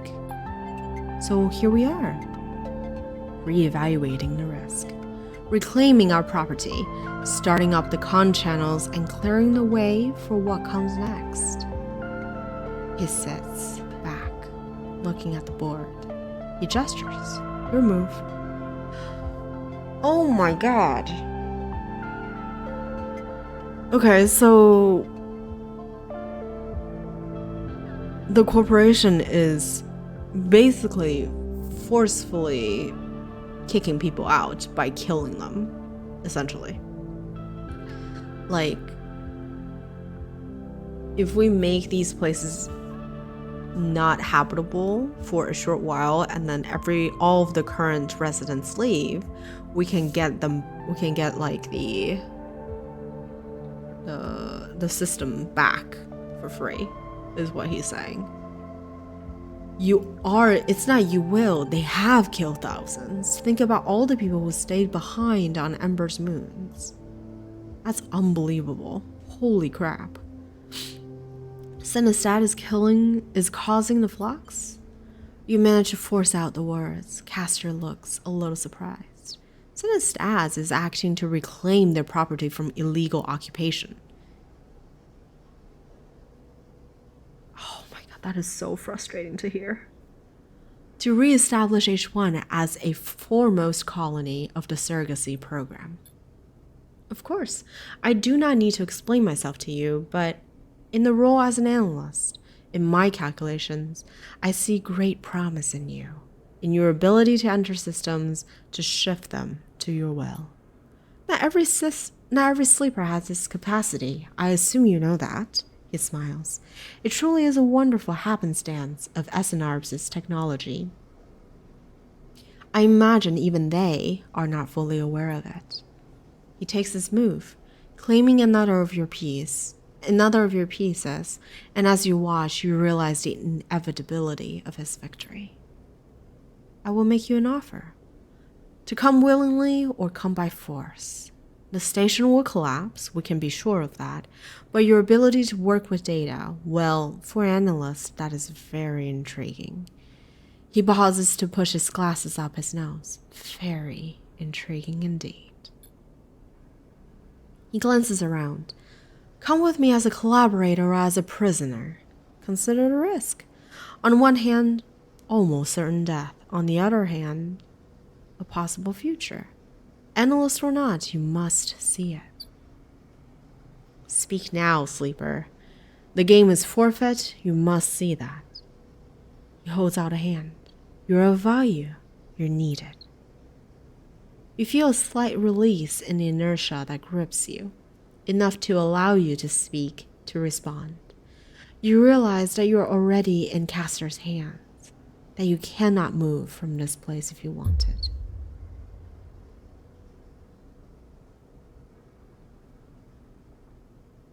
Can we not break free of this? This is bad. Sleeper? You hear the familiar voice above the crowds. Sleeper, I'm here. You're unable to turn your head to see Peak, but you notice Castor's eyes following them as they come up from behind you. Then you see Castor's eyes glance down towards his hands, concealed beneath the table. Sleeper! Peak comes around the front of you and waves a hand in your face. We were supposed to be meeting, remember? They glance at Castor. Sorry, am I interrupting something? You cannot speak. Castor shoots Peak a wide smile. Hello, you must be a friend of Sleeper. You watch one of his hands lift, close to his body, some dark shape concealed in it. A weapon. You try to scream, to shout, but Castor's attention remains partially on you. While it does, you can do nothing. Peak glances at your static form. What's happening here, Sleeper? They put a hand on your shoulder. Are you okay? As Peak stares into your eyes, you see Castor's behind, his hand lifting, the dark object unfolding. And in a split moment it does, you can feel his attention shifting to Peak, shifting away from you. As you do, you feel the inertia lifting, and you know this is the only moment you will have to act. Shove. You lurch forward wildly, like a sprung trap. Your head strikes Peak's chest, and then carries them back into Castor. Somewhere, some digital screech is echoing through the walkway. They tumble together. The object in Castor's hand skitters across the floor. You realize the screech is you. You get to your feet, grab Peak and run. You run as hard as you can, the scream chasing you down the walkway as you shove through the residence, Peak dragging behind.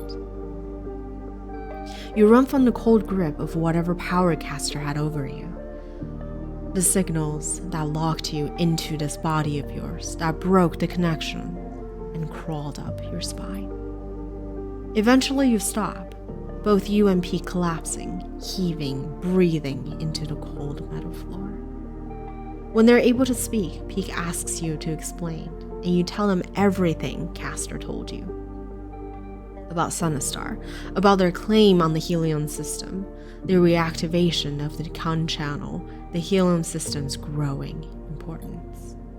It flows out of you in desperate gulps, unable to believe your own mouth as you hear these words coming back to you. All you feel is the need to push back against the cold hand on your shoulder, the vast cold eye that had turned to look at the system, the ghost limbs of a corporate control that are extending their reach. Peak is quiet for a long time, then they speak.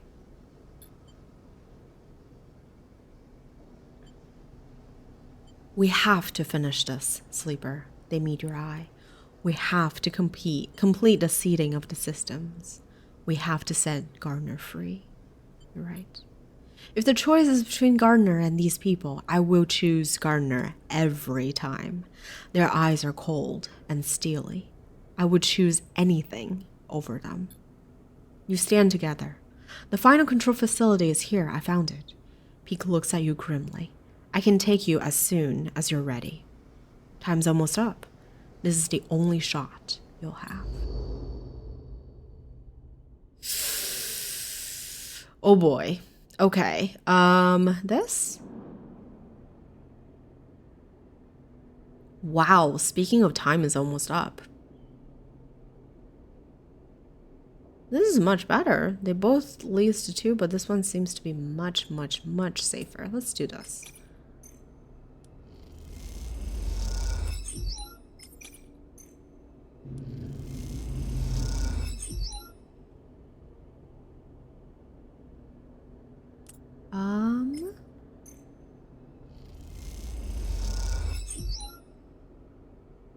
Okay, we can reroll the... Oh, perfect. Even better. Alright, so... What is it? One night of sleep? Sleep right here. Pete calls to you from across the flickering corridor. An elevator to the core. They smile. This is it. It has been a long set of cycles hunting for a path through the derelict layers of old Solheim offices and workshops. But finally, here it is, the path down to the core. You rush over to Peak. As you do, the doors grind open, the dingy-looking elevator flickering as they do. You look at Peak, who nervously gestures for you to get in. The elevator bounces a little but stays stable. You glances back at Peak, watching you nervously. They follow you in, sheepishly, just a little nervous. Peak reaches over and punches the button for the lowest level, flinching a little as the doors grind closed. The elevator sets off, screeching through the floors as it does an unsettlingly loud volume. I'd feel more comfortable if we spoke. Peak raises their voice over the noise. It's not going to be a short trip. Have you heard of Senestat? Peak thinks. Maybe. Once. They frown. Could have been mentioned in an XPR news packet, the kind the Central Administration sent out to us. Something about market analytics, I think. They shake their head. When you have spent so much time trying to forget your past, this stuff isn't easy to dredge up. How's Ash? Peak pauses. I was thinking more like small talk. Elevator talk, they sigh. She's packing. They rub their eyes. Once Ash has set her mind on something, well, you know her now. You know what I mean. The screeching of the elevator fills the silence. Can she be persuaded to stay? I doubt it. I really do. Peak looks down. She left her life behind to take me out of XPR, out of Hawthorne. Hi, Estonian. How are you? Welcome in. I hope you're well. How are you doing? Happy Monday.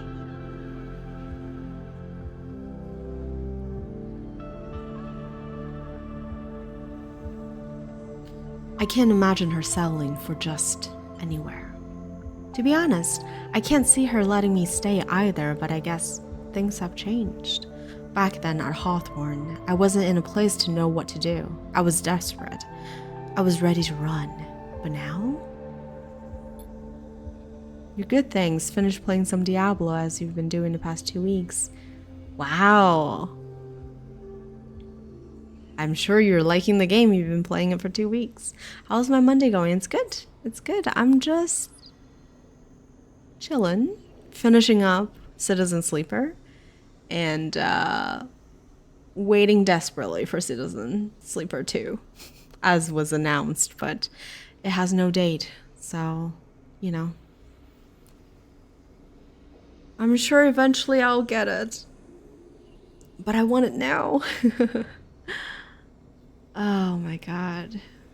I'm very, very fond of this game. I think I will miss it dearly once I'm done with it. Have I played Disco? It is one of my favorite games, Disco Elysium. It is one of my favorite games. I played through it once. It is actually the first game that I streamed. And I don't know. I think I'm gonna bring it back at some point. But you know how long Disco Elysium is. It's like a whole ride. It's one of those things that you need to like devote 2 months of playing if you're playing it on stream, right? So I do want to try like a very different build on Harry and see if I can get something like a very different experience. I heard that the game, while plot-wise can be fairly linear in that regard, the narratives that you get, which is like 80% of the fun of that game, is very different depending on your build. So I think it'll be really fun. Eventually, one of these days. You have never played it yourself yet, but I've seen it played a lot. It's phenomenal. It's phenomenal. It's much, much longer than Citizen Sleeper, I would say. But I'm also someone who plays games very slowly. Like, you could tell this, what is it? Citizen Sleeper is probably going to take me, all in all, 25 plus hours, maybe 20, close to 28. Because we're in part 7 and I play about 4 hours each time. So yes, it was made in Estonia. Yeah, I don't blame you. It was, Disco Elysium is a beautiful piece of writing. It's a beautiful piece of writing. And I highly recommend, if you like, I do remember you mentioned that you enjoy Citizen Sleeper. I think you'll really, really like it. And that you said that you've seen it play, so I'm sure you'll like it. Yeah, it's an experience, I think. It's different when you watch someone else play and when you play yourself too. So I hope you do get to play it one day eventually, and you have to let me know how you like it, because it is my favorite game of all time.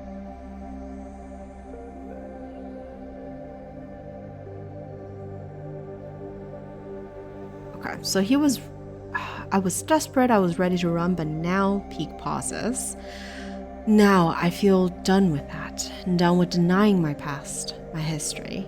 If I ever want to feel complete, to feel settled, don't I need to somehow resolve the person I was with the person I am now? Ooh, that's deep.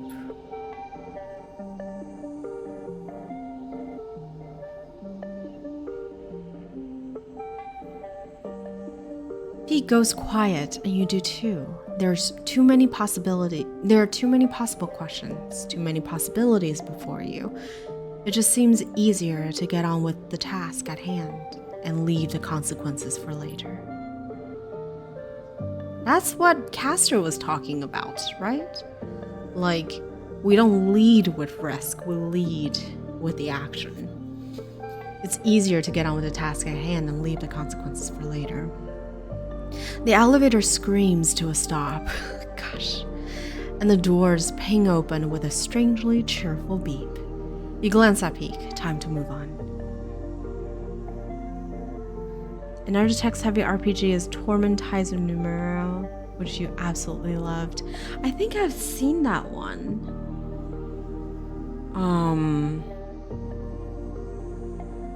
I don't remember why. I don't remember. I'll take a look at it. It has some slightly different function, right? Like, I remember it being a little bit more than just text, but I might be confusing it with another game. Torment Ties of Numero.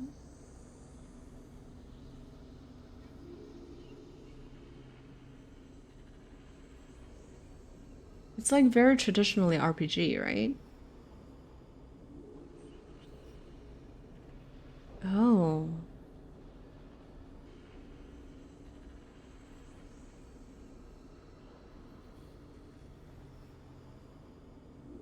Yeah, I don't remember. Did I started playing this? I actually don't remember. It looks very familiar. It is turn-based, right?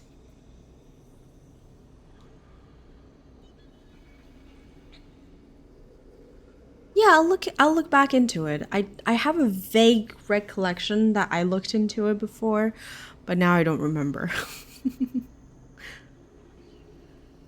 But yeah, I love text-based choice matter games. It's like a choose your own adventure kind of reading experience, which is super fun.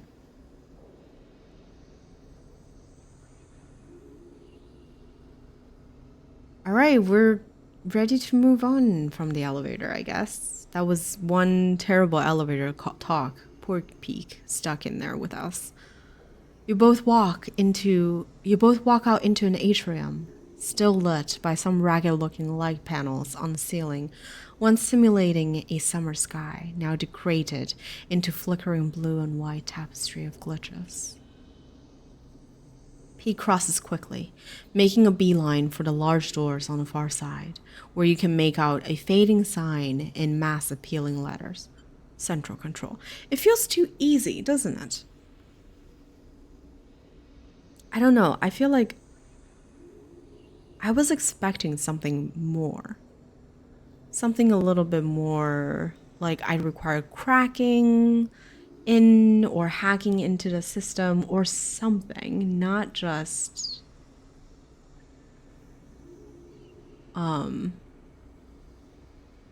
open a door and take the elevator and be here. Shouldn't it be more protected, like central control? You follow, helping them lever open the partially powered doors until the motors kick in and they spring to life, thudding open. You and Peak tumble through across the damp metal. As you stand, you're greeted by flickering lights, thousands of them. A vast cylindrical stack of servers, processors, and transmitters dominate the center of the room, its flickering LEDs reflected in the scattered puddles that surround it. Despite the decay, the warped panels and water leaks, it is still running, just as it has for decades and decades, since the station was first spun up. You wonder how long it has been since anyone has been in this room. You exchange wide-eyed looks with Peak. This place is a still living piece of history. What is this place?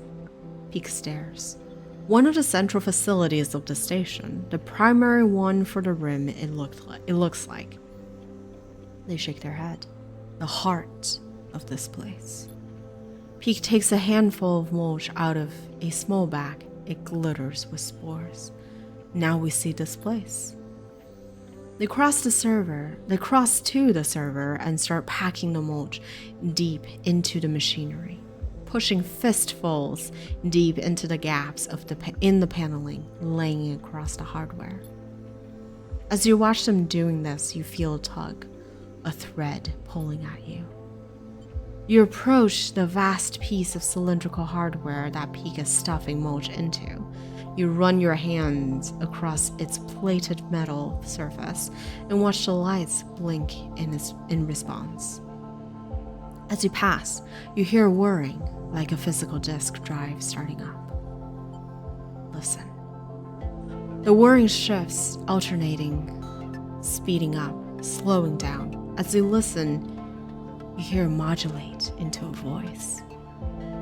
Sleeper, you freeze. You're here. For a moment, you're afraid, but something in the tonality of the voice is familiar. Navigator. Our good old friend. Oh, I'm so happy they're all brought back. Okay. I was like, how can we just let him go away?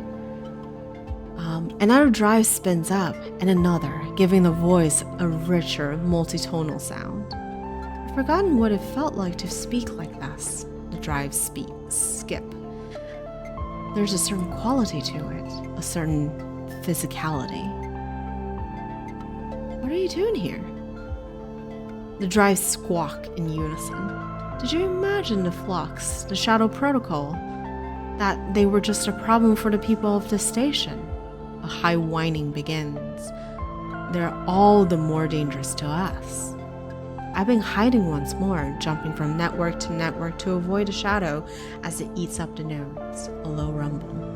I had thought my hiding days were done.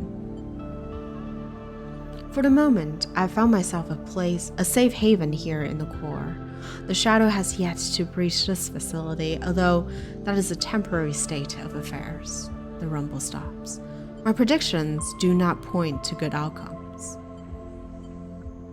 That's why we're here.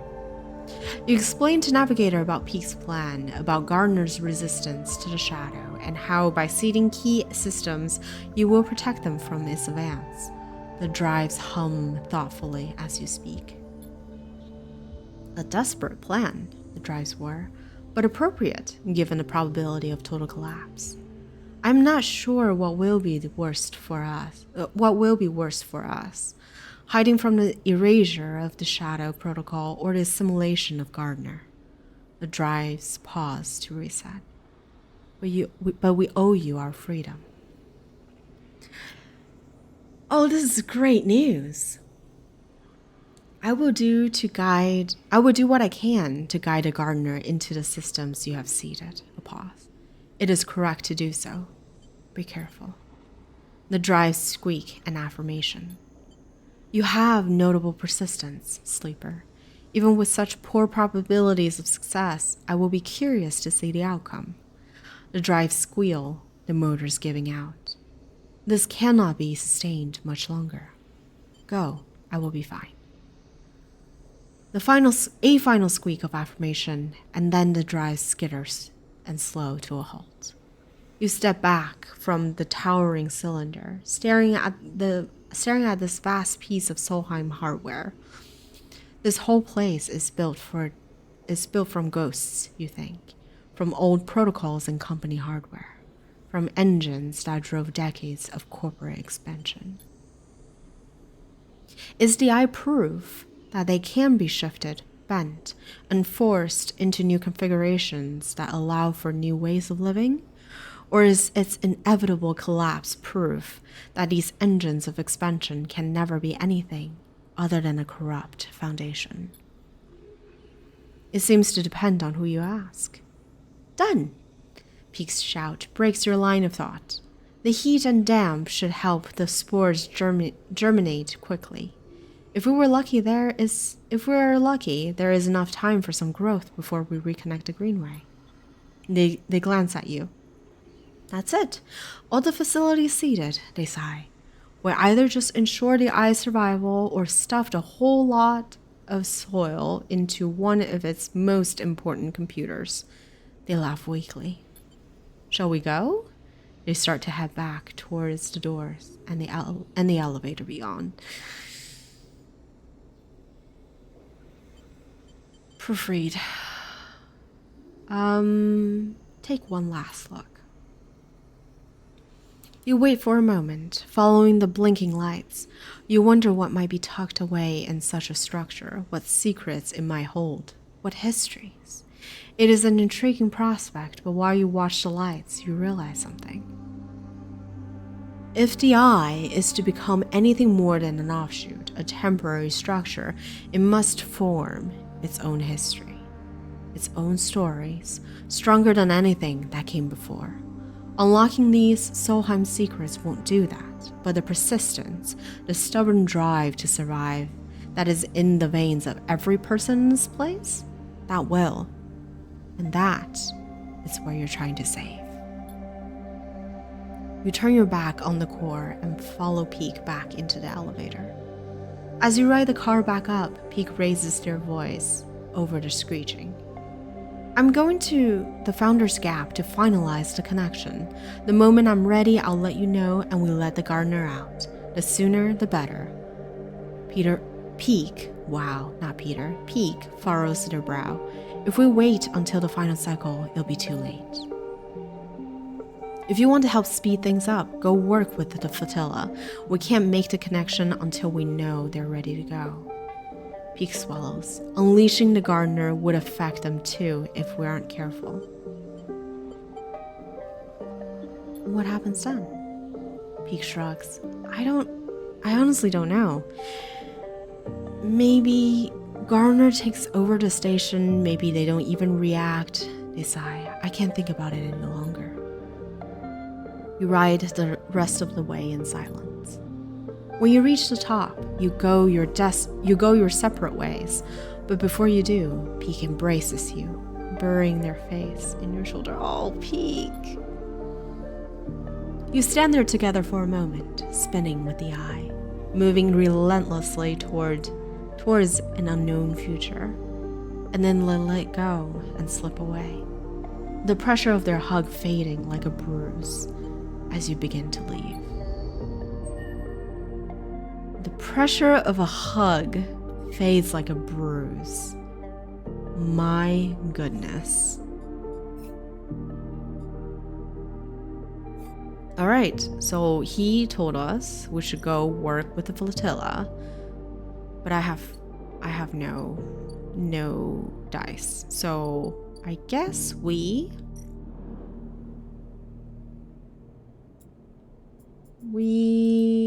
do the normal thing. We heal ourselves, we sleep, we feed the cat, and then we sleep. Interesting. Castor hasn't come back for us yet, so I don't know what that means. Oh, we're hungry. Okay, let's go eat. Emphas? Good sir, please feed us. And I think we go all the way up because he was talking about the Founder's Gap, right? Which I assume he's just working, but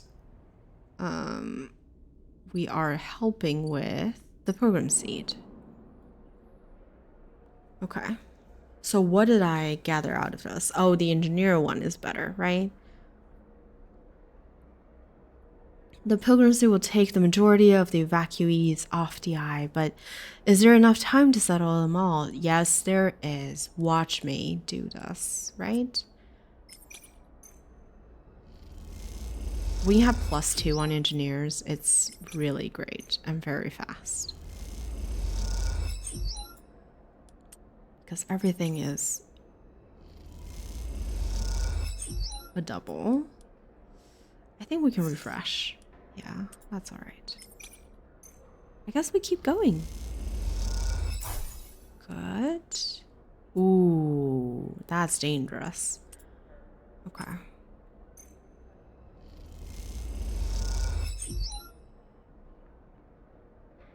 Almost there. One more cycle. Oh, flotilla. That's quick. Chaotic refugee fleet.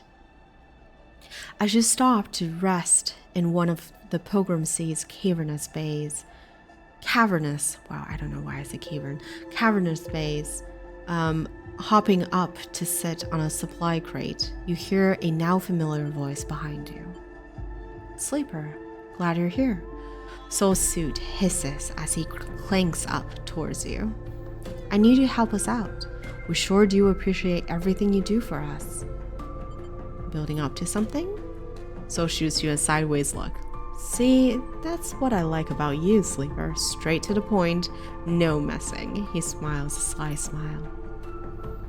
Soul settles beside you, flinching a little, but making himself comfortable in the crate. Seems to work out this way or that. He nods towards the welders a little ways off, one of them wearing shipyard overalls. We've had people flowing in from the eye looking for a place. In truth, it's more than I thought. Soul sighs, which means more mouths to feed, more bodies to house, more people to protect. That's good, right? Good for those who can get a place, maybe, Soul frowns. But none of this is good for anyone. We were supposed to stay here, not keep running. Soul waves away the thought. Don't listen to me. He gives you a sideways glance. Just a tired old man, he stretches. I have something to ask, though. I'm already helping. He pats you on the shoulder, and we're thankful for that, but you can do more than just weld and shift boxes. With all these evacuees, well, we need a change in plan, he shrugs. Pilgrim Sea can't do it alone. We need the others to help out. Now, we can carry them, house them, but that's all. Now, you settle down the folks from Ember's Step, and they sent us supplies grown in those dust houses of theirs. If we could get more, he nods to himself. And then the song crews, he rubs his chin. What we need from them is scouting and security. We don't need that docking access of theirs, but with some careful scavenging, they could be our fleet. These folks, they know you, Sleeper. You earned their trust already. He puts a hand on your shoulder. I sent my requests out, and they seem to be complying, but I need you out there making sure the work gets done. Time is our greatest enemy now. Soul stares into the distance. I need you out there speeding things up. Of course. Soul nods. All right, then. He climbs off the crate, his suit hissing as he does. Think of it this way. Either way, you won't have to deal with me much longer. He smiles his uneven smile. Unless, of course, you were planning to come along for the trip. I'm considering it. Soul nods. Lots to think about, he winks. Just don't let it get in your way. Soul waves a hand and starts off toward the bay's entrance, the crackling sound of the welding quickly covering up his clanking suit. You watch the workers, the shipyard contractor chatting among them, already looking like he belongs. You push the thought of escape, of home, and of the future to the back of your mind and get up. There's always more to do. You better head to the other ships in the flotilla to see what can be done. Oh boy, so much to do. Alright, let's take a quick 5 to 10 minute break, I guess. And then we will be back trying to... I love Aki. Try to deal with Aki and Peter. There's Peter. That's why I was thinking Peter. Get some water, get up, stretch a little bit, and I'll see you guys on the other side.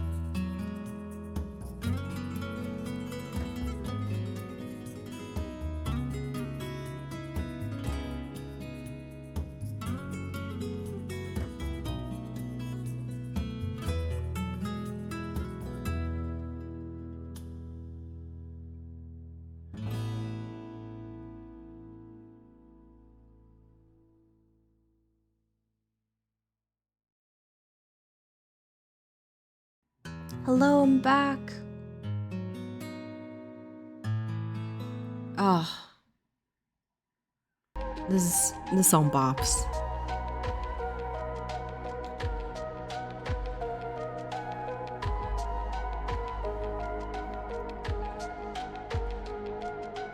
All right, let's keep going. Okay, so we need to. The ask from what's his face, from Seoul, is that we get the other 2 ships in the fleet to help us. I think before I do that, I'm going to quickly feed myself.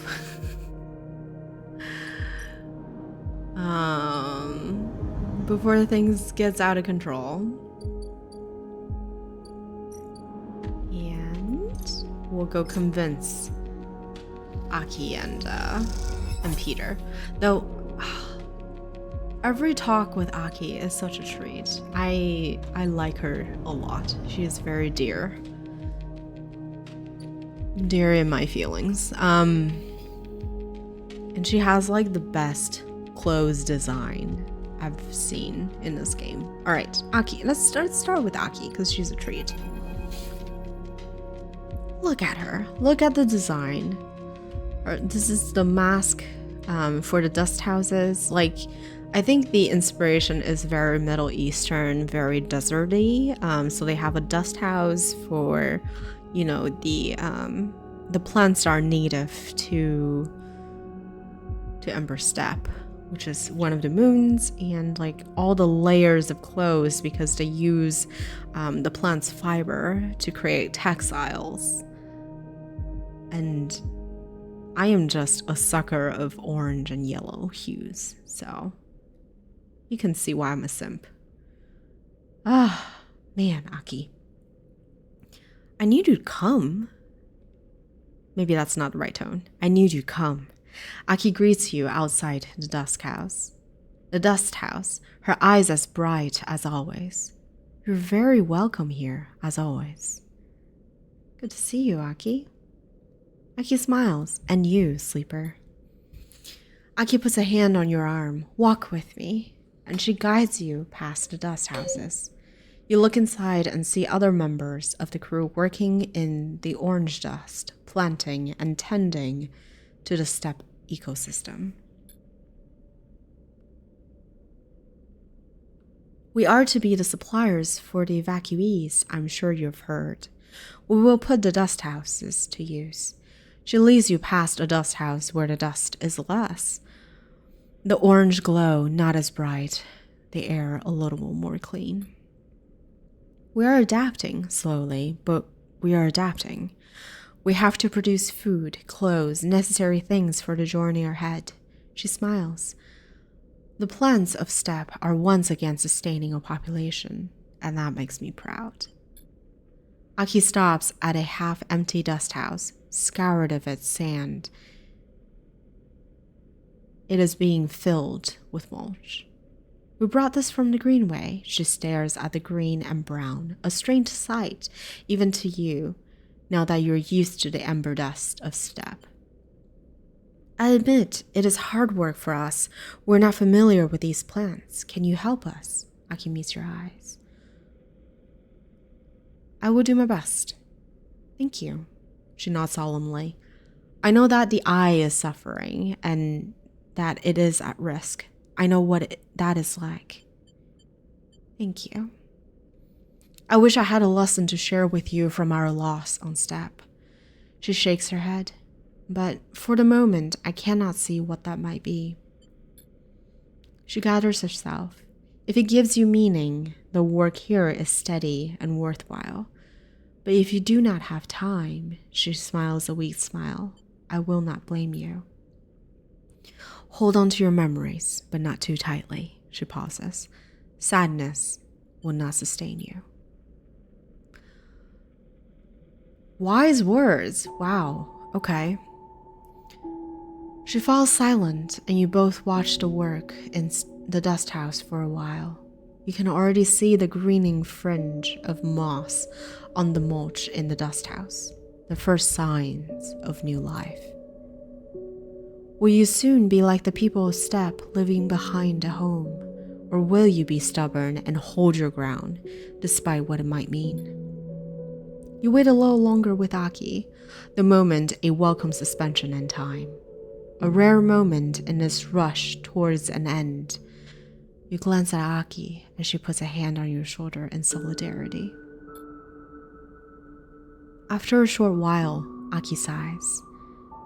It is good to see you, sleeper. Perhaps we will see each other again before we depart. She walks away, fingertip brushing against the glass of the dust house windows. Aki turns back for a moment, as if she wants to say something, and then thinks better of it, and turns away. Oh, Aki, what do you want us to do?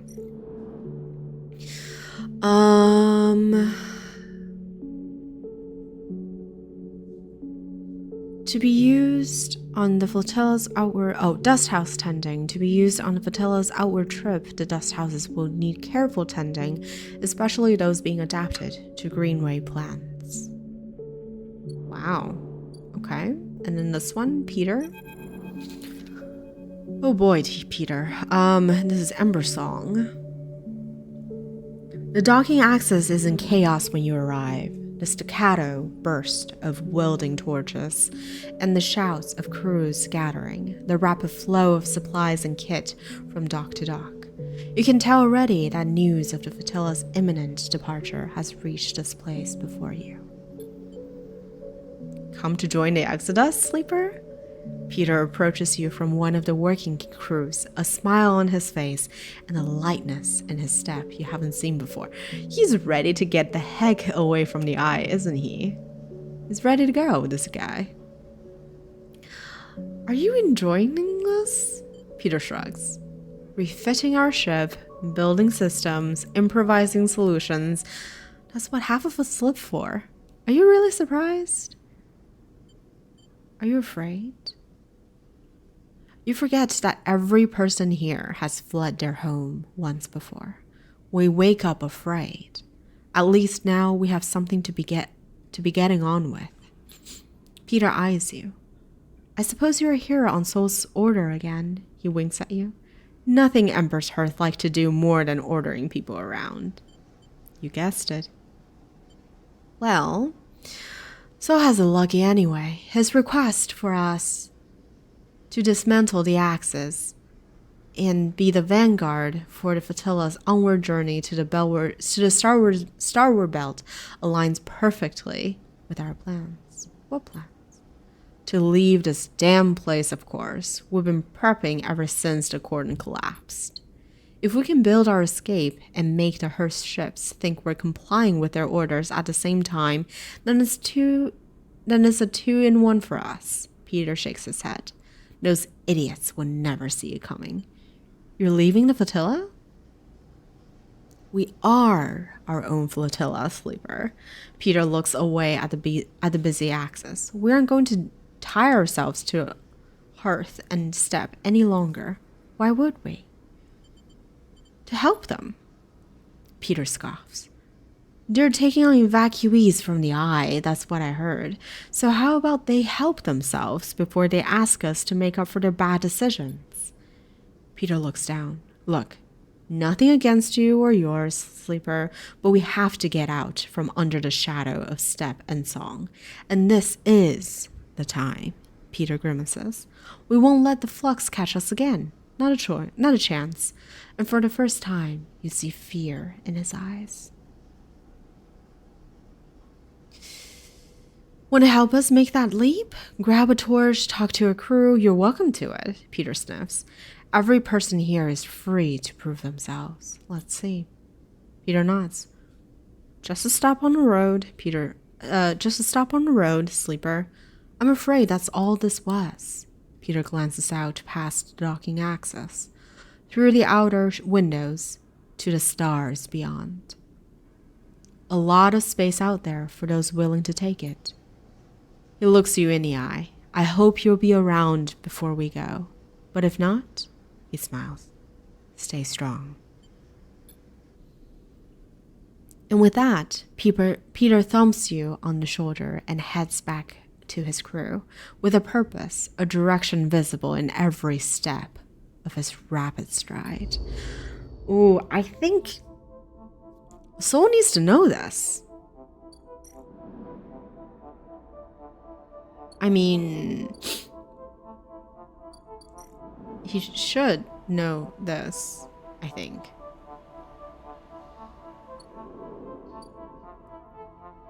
All right, let's go back and do the usual nighttime routine, but I think we need to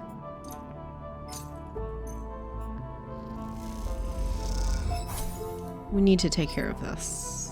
Like, somehow I think Peter needs to be contained. Very problematic.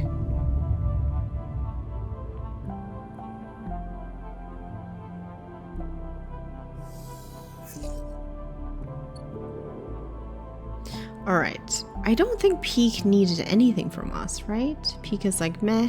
Okay. I think that's right. I believe the last thing Peak said to us was to help the flotilla, which we are. We're just making sure that we have all the plans. Okay, so let's do this one really quick.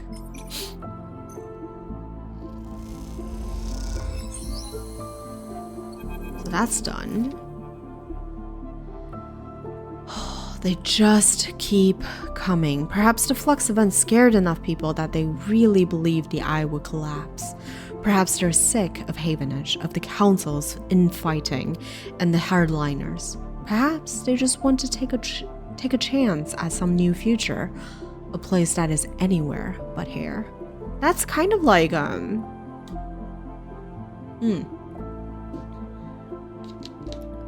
Lememina? Whatever it is, the evacuees don't stop. They come on the flotilla shuttles, on their own ships, however they can. You've seen so many faces pass that they are almost meaningless now. A parade of features that seem both familiar and distant.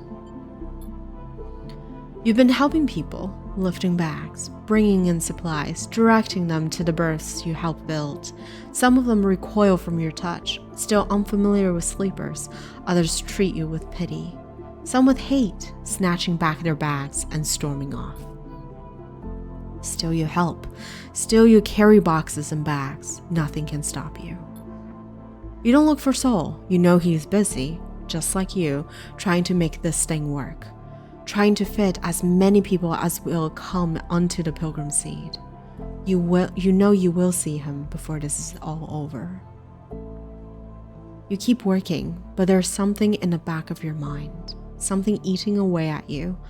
You try to push it to the back of your thoughts, but it keeps coming back. The eye is over. That is the thought. That the eye, even if Flux doesn't get it, is on its way out. How can it survive when these floods of people are leaving it behind? It's a thought that troubles you because it makes you question why you have held on here so long in a place that seems so temporary for so many people. Are you just a stubborn idiot? Someone who didn't get the message? Or are you strong, committed for lasting the storm, for seeing the collapse coming and facing it head on? Because there is something you're sure of now. This place, like all places, is temporary.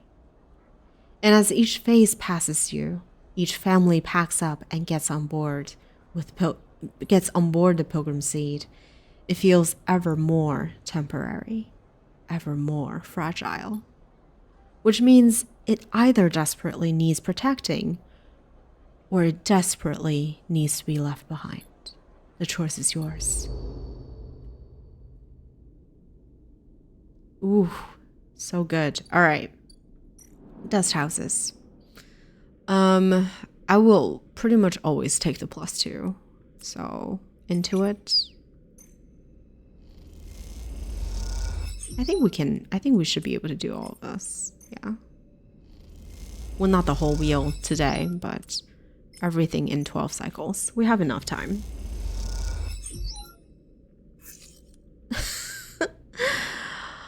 Oh, dare I? Dare I? Dare I? It's just -2 energy. We should try it. I mean... There we go.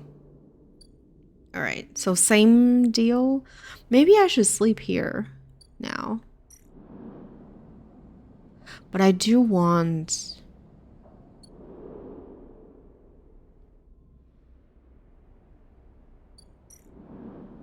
I do want Emphas to feed me, though. So Emphas, if you will, quickly. That would be great. And I think since we're here, we might as well sleep in the low end. Oh. Feed the stray. Repair ourselves. Sleep.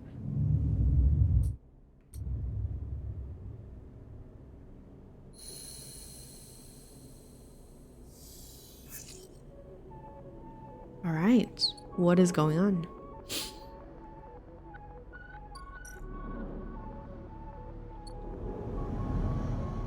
Yeah, I see nothing near Founder's Gap with Peak, so he must be fine. So we go back up here and finish the Dust House quest. I think we'll be... Yeah, we got this. All right.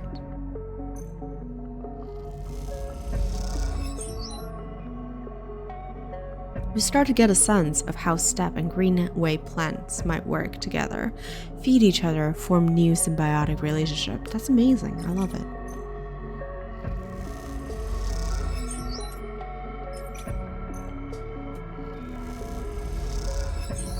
All right. You sit in one corner of the dust house and inspect your work. This dust house, the one where plants from the greenway and some of the steppe species intermingle, has become your favorite. The moss and dust sharing the space in curving terraces. The pale knots of steppe silk, freckled with yellowing luschol? Symbiotes. It is a hypnotic arrangement. You look down and see intertwining of fungal threads and dust-like. Actually, I should let me define that. Lichal. Unexpected identifier. Okay. Not a word that we can find. You look down and see, maybe we could try Google.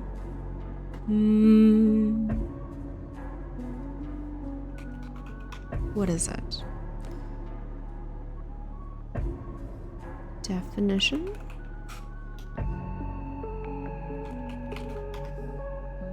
It is... Oh, it's not... It's a name. Okay, so it's actually not a word. Alright.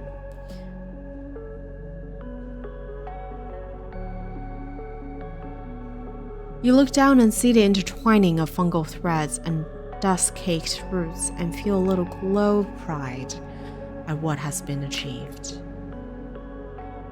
You hear the entry lock of the dust house hiss open, and assuming it's Aki, turn to greet her. Nico!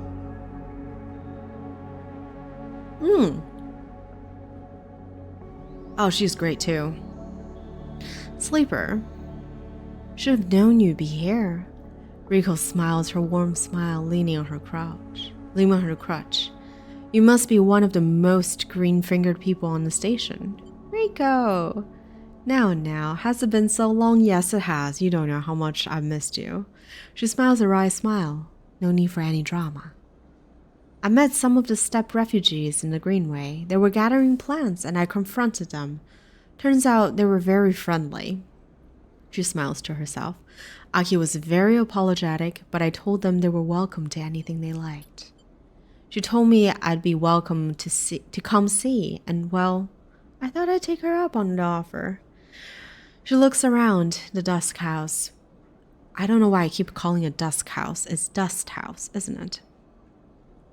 She looks around the dust house with its strange hybrid ecosystem. I have to say, I'm glad I did. You know Aki? A little, she pauses. She's a fine botanist and an even finer conservationalist. Two rare qualities on the station in my experience. Riko limps over to you. She holds out a hand. How about you take me on a tour? You take Riko's hand and walk her around the hybrid dust house. You show her how the steppe silk knots help provide a strong base for fungal and littoral growths, and how the dust mixes with the spores. You show her the different species of steppe tubers and the way they feed the soil with nutrients that help herbaceous greenway plants thrive. She nods along, her eyes bright with ideas. She stops after a while and gestures for you to sit together. I know something is happening with the eye, Sleeper. She looks out at the plants. We all felt the flux event hit, and everyone is talking about what's next. I came out here to figure something out, to understand what I might do about it all. You glance at her and see the glossiness in her eyes, and I think I've decided.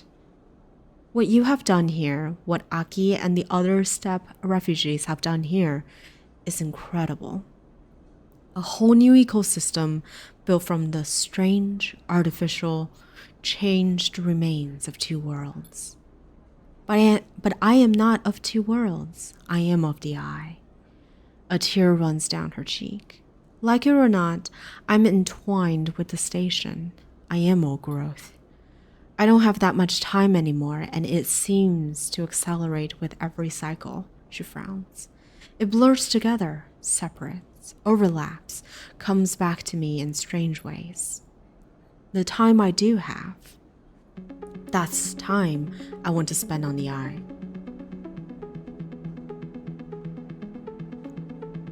In the greenway, watching things grow, she wipes her cheek. One day I will lie in those fields and not get back up. She smiles. A tear tracks down both cheeks. The tear tracks down both cheeks. And when the green takes me, I will be so glad. I'll miss you. You gotta respect her choice. It's a beautiful way to go. Honestly, I would love to go that way. Riko smiles. The feeling is mutual, Sleeper. She wipes her eyes and turns to you, but that's enough of my blubbering on about it. She furrows her brow. What I want to know is, what are you planning? I don't know. Riko smiles. We all have to get to know ourselves, Sleeper. To know what is that drives us. To know what it is that drives us. I'm sure you'll decide to act in a manner you know. But you also have to ask yourself why it is so. She places a trembling hand on yours. Don't neglect that. Oh! She suddenly lifts both hands. Don't let me forget this. She reaches into her coat and pulls out a transparent bag of sporing club heads with carefully preserved root systems. I like to plant leaves. If you go, you'll need them. She looks down at her feet. And if you don't, well, maybe another sleeper will benefit. She frowns. I can offer that at least. Thank you. She nods. Don't thank me. These are yours by right. Riko stands and limps over to a pile of mulch. She delicately takes the club heads out and embeds them into the soil there with precise, expert hands. You should go, Sleeper. I'll be a while, she calls back, not looking away from the job at hand. See you around. She says it casually, but there's a note of finality in her speech. See you around. You turn and leave the dust house, cycling through the protective lock, back into the cool quiet of the ship. Aki is waiting for you. It's beautiful. She's looking through the observation window, and the green reflects in her eyes. The plants look happy together. She spots Rico with her hands in the soil. Ah, the botanist came. She shoots you a look. A friend of yours? She is a dear family. She nods. She speaks beautifully about the Greenway. I should go in and welcome her. She pauses. Are you leaving us? For now. Aki sighs. The first of many goodbyes. She suddenly embraces you, wrapping you in her layers of rough cloth. She pulls back. I wish you a steady step and a clear path. Oh, I love it.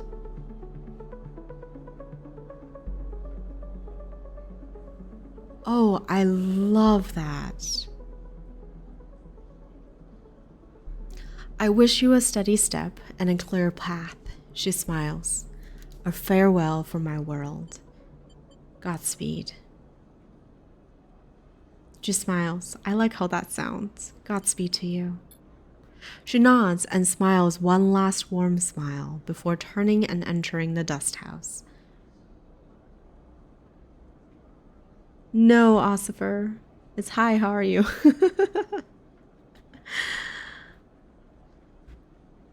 Hello, Hordian. I'm having an emotional moment with this game. We're saying goodbyes and it hurts. Ugh. She nods and smiles one last warm smile before turning and entering the dust house. You watch as she walks inside, Rico turning with a smile to greet her. She kneels beside the old botanist, and you see her pointing to the club heads, asking questions. You totally didn't just wake up from a nap. Of course not. Of course not. I'm gonna steal that line sometime. I wish you a steady step and a clear path, a farewell from my world. So beautiful. Try not to destroy your house.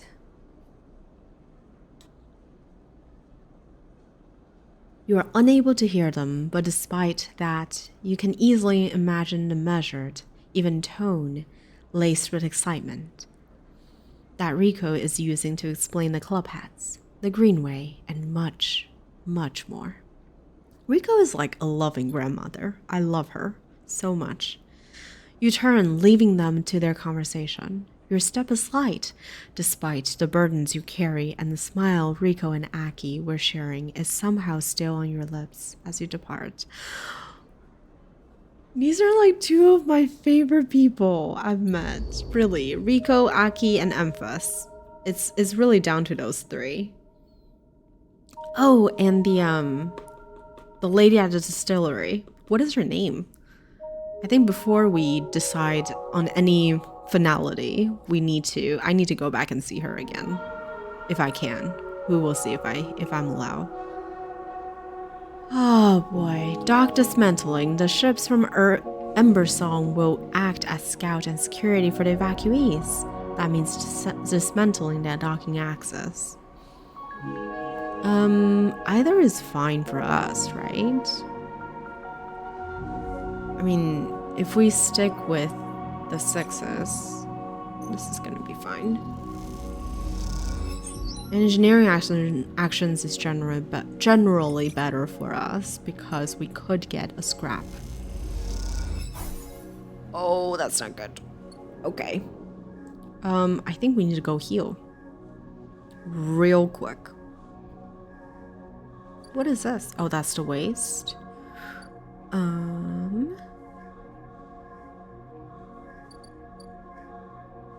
Hydrate.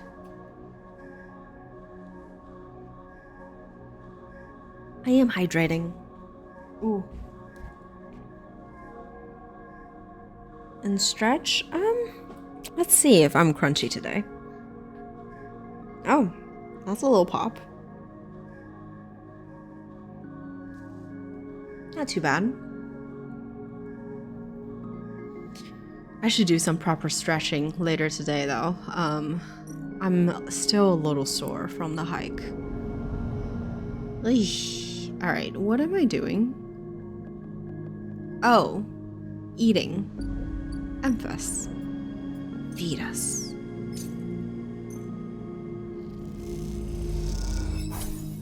Nice. And then we go home. The usual. We feed the cat. Like, the stray needs to... It can't... There's no way that it doesn't lead to any additional things. There's no way. I do not believe. I refuse to believe. One of these days. Quack. Alright. Alright, I suppose we're still hungry, so. Oh, order fungus. We're just eating away our life savings, which is, you know what, it's fine. Yeah, this is Tella. Tella's another one of my favorites. I guess the only problem with Tella's is that... Oh, we have plenty of... It might not be a bad idea. We can cook ourselves mushrooms. Yeah, so honestly, Tella, Emphas, Aki, and Rico are probably my 4 favorite people. Rico and Aki are 2 especially just very, very wise. Incredibly so.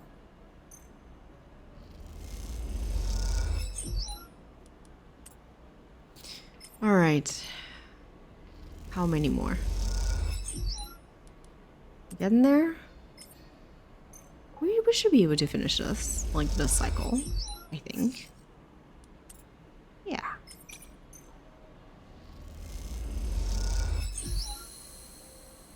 Maybe if you keep feeding the cat, Bastard will appear and thank you for your service. For the I mean, anything. Anything would be nice. Anything. I just feel like I've been throwing money. I just feel like I've been throwing money at the stray thing, and I have not seen anything out of it. Egyptian cat. Oh, yes, that clicks. Thank you. The docking axis is a little more than a shell. Everything that could have been pulled from its interior, every arm not used for docking, have been cut away. What remains is a Spartan void with patchwork of flooring that allows movement. Piles of unusable material are tucked away in corners, but almost everything else has been cleared out. You haven't seen Peter since you last spoke, and now you're realizing that you probably never will. There are plans to be made, escapes to plot, the shadow of Hearth to escape. On the cycle the flotilla leaves, these ships will disperse too, the moons of ember spinning out on different orbits. The chaos has become a quiet diligence now. As the time for depart is so near, crews cross the axis from ship to ship at speed, bring supplies or advice. Perhaps meeting up to discuss travel vectors in hushed tones, or to debate why they haven't left yet, and whether they should.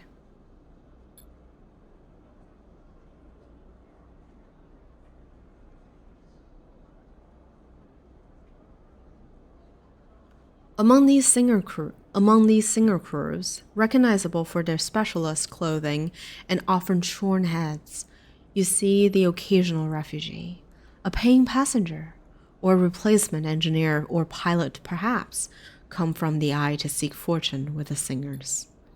Most of the crews have 2 or 3 of those additions, some more, and you can't help but wish that whatever reason brings them to throw their lot in with the singer crews, they will have safe passage. You feel a strange attachment to these citizens of the Eye setting out for the first time. And then one of them catches your eye, crossing the axis with a crew carrying a large bag and a nervous look. Tala! I was just saying how much I missed you. Tala, you freeze for a second. What is she doing here? She glances around, feeling your eyes on her, and catches your eye. Her face brightens immediately.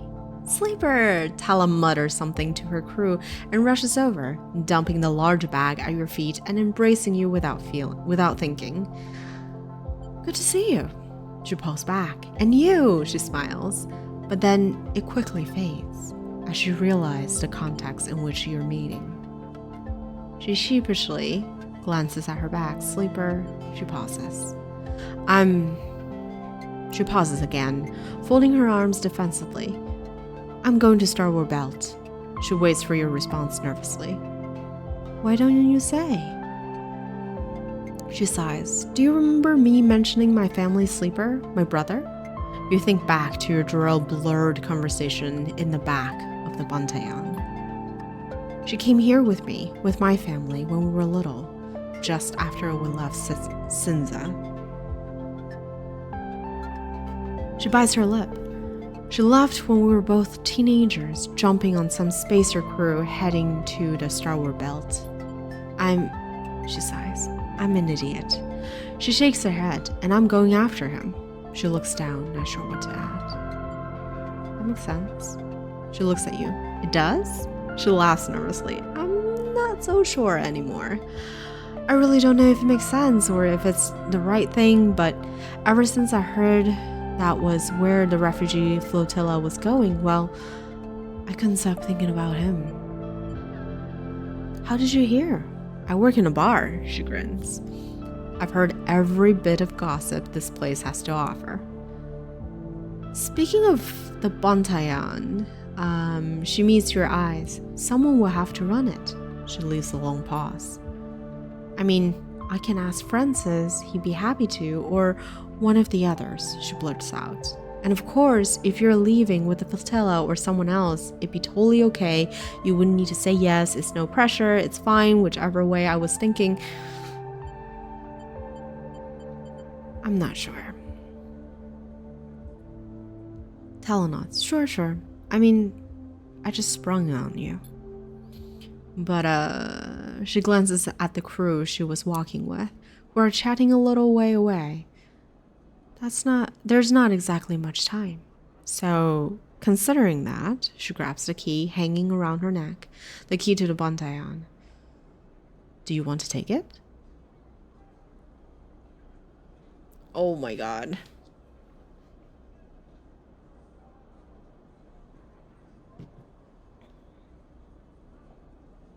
I know I shouldn't let that decide my future. I was gonna say, I know how in the Citizen Sleeper 2 that was just announced, how there was they mentioned that it takes place in Starward Belt. So I was like, maybe I need to end there for continuity issues, but I shouldn't let it decide, right? Like, even if we stay, I'm sure there's an explanation as to how we ended up in Starward Belt. Let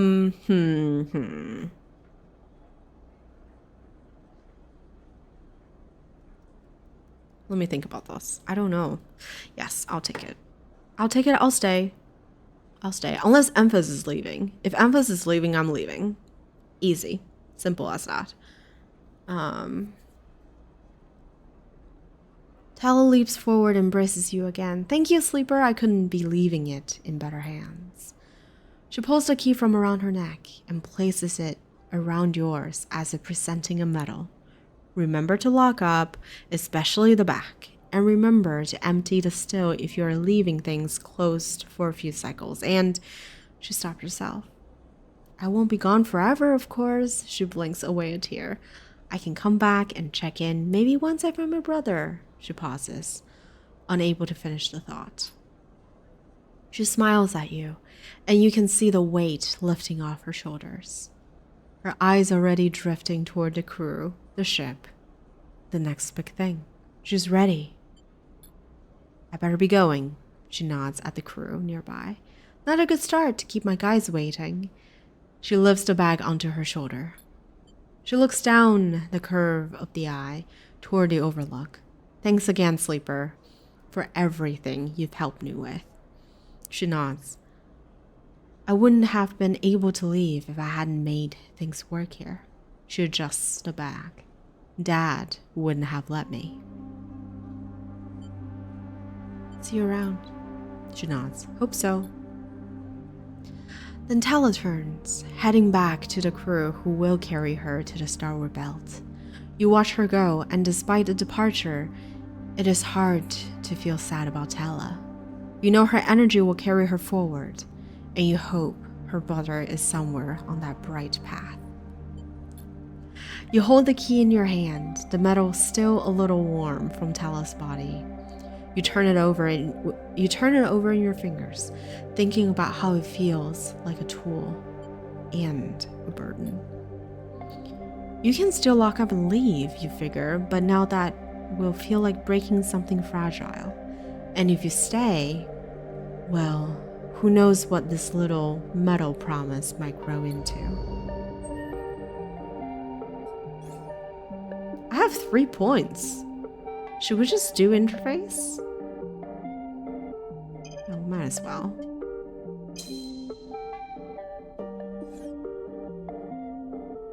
Anything else to do? Like, what else is there to do in this game now? Am I done? Or do I just have to wait out the cycles? I'm done, though. I'm done with everything.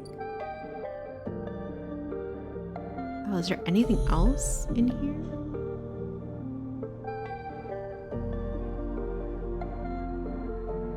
Is that the end of the game?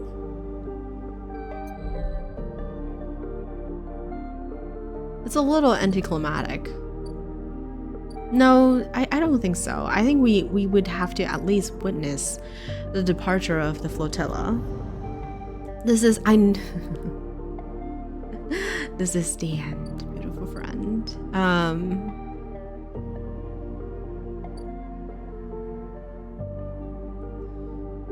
What is the reference of the song? What is that song? I think, right? This is a song?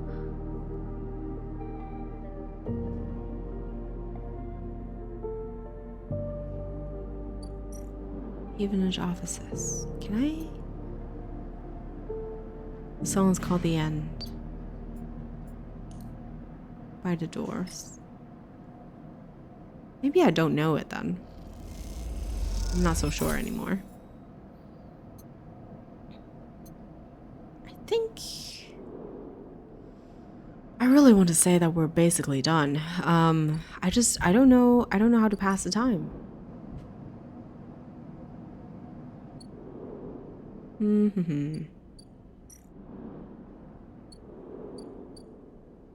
Oh, maybe I should come here and look here?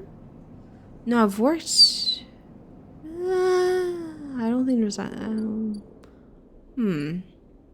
What is in the data realm that I can do? Great song, but listen to the radio edit of it. The original is too long.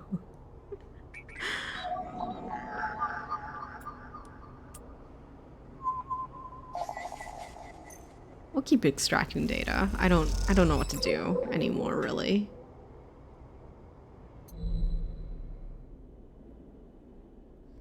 Alright, let me do the usual. I don't know if I'm just supposed to somehow wait until the flux event and see what happens. Is that what I'm supposed to do? I'm like done with the prep.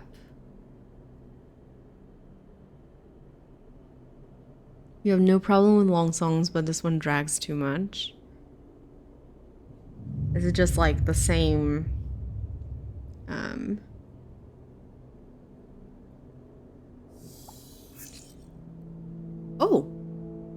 Oh, it only increased by 1.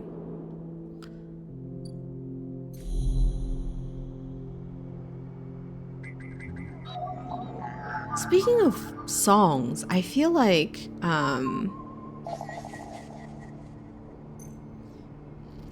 songs are getting shorter and shorter. Maybe it's just me. I feel like when I was like really young, songs used to be like 5. The standard is like 5 minutes. And now it's like 3.5 is the normal length. I probably just dated myself. Havenage data. I have so much data stuff to use. It's kind of incredible.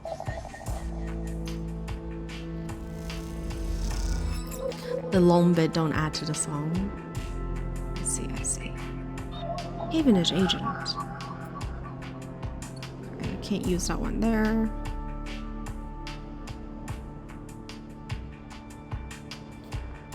Anything else I can do? I guess not. Let's go back to the hub and see if there's anything there. Bliss's Bay. I really don't care. Gimbal, just to buy a meal. That's the cart. That's the capsule. Anything here? No. Alright.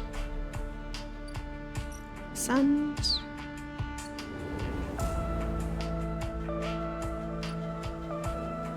I think with the import-export I can sell my core, my shipment core. This one. Yeah.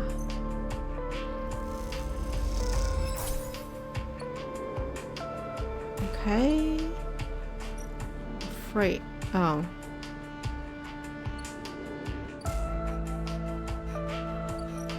I'm just trying to figure out if there's anything. Ooh, I can crack the facility. I haven't done this.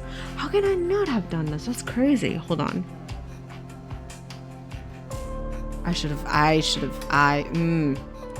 Bad. I should have done this. I should have done this. I'm so sorry, Peak. I've entirely forgotten about this. We got it.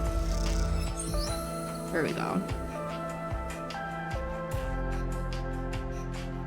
Is that what you needed to do? Anything else as a result of that? Is there something going on the other end? Where is Peak? Peak. So much scrolling. No, there's like nothing at the bar. Okay. I know I'm like scrolling through this really fast, but I'm just trying to find... Commune is done. That's our dorm. That's the lab where Rico is. The aviary. Oh, this is 2. We can probably come and pick some mushrooms in the meantime, I suppose. Founders Ferry.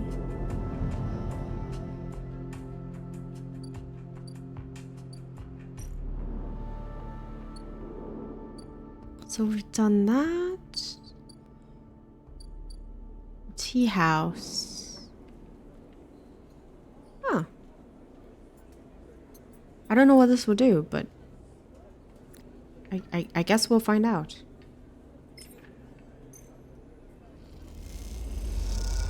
Oh, they're just paying for it. I mean, nice. I will take it.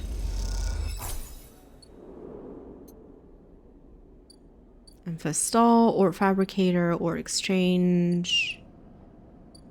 Bontayan. That's our old house. This is the Havenage office. I don't know where else Peak is, really. I guess I could sell my Yatagan data here. It's like $10 a piece, right? We're gonna get rich. That's what I'm here for. Just bear with me. Alright, 3 more. We're halfway there.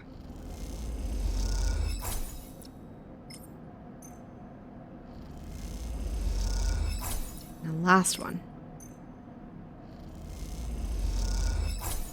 Nice. 388. Let me check the spoke once.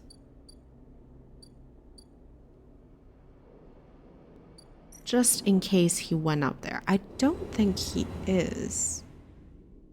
Yeah. Gimbal. Okay. I guess we eat with emphasis one more time and just see what tomorrow might bring now that we've cracked into the facility as Peak has asked. Maybe he'll come visit us and we'll have more dialogue to deal with tomorrow. I don't really know.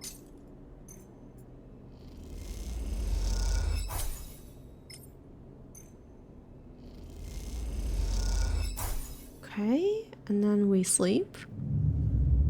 And we see what tomorrow brings. I'm not sure.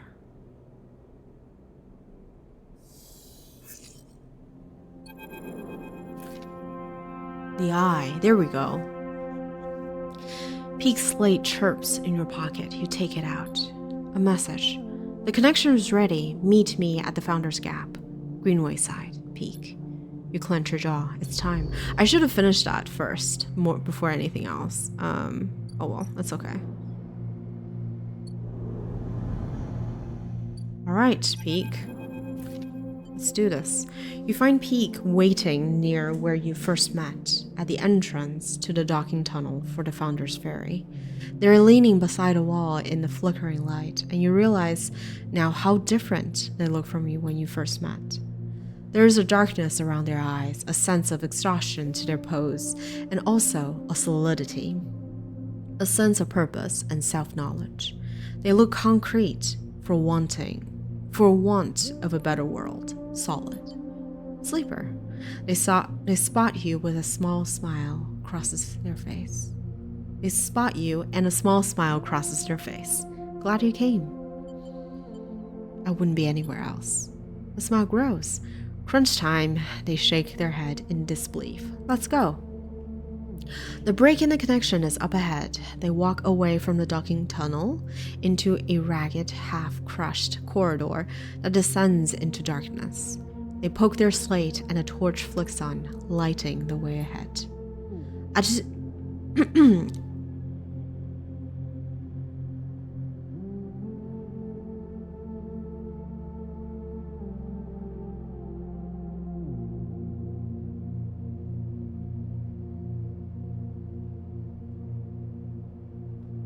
As you descend through the layers of broken edge of the eye, Peak talks, filling the silence. I had to hunt all over this part of the eye to find the point where the connection was broken. They run a hand along the buckled metal of the wall, stooping under the angled ceiling.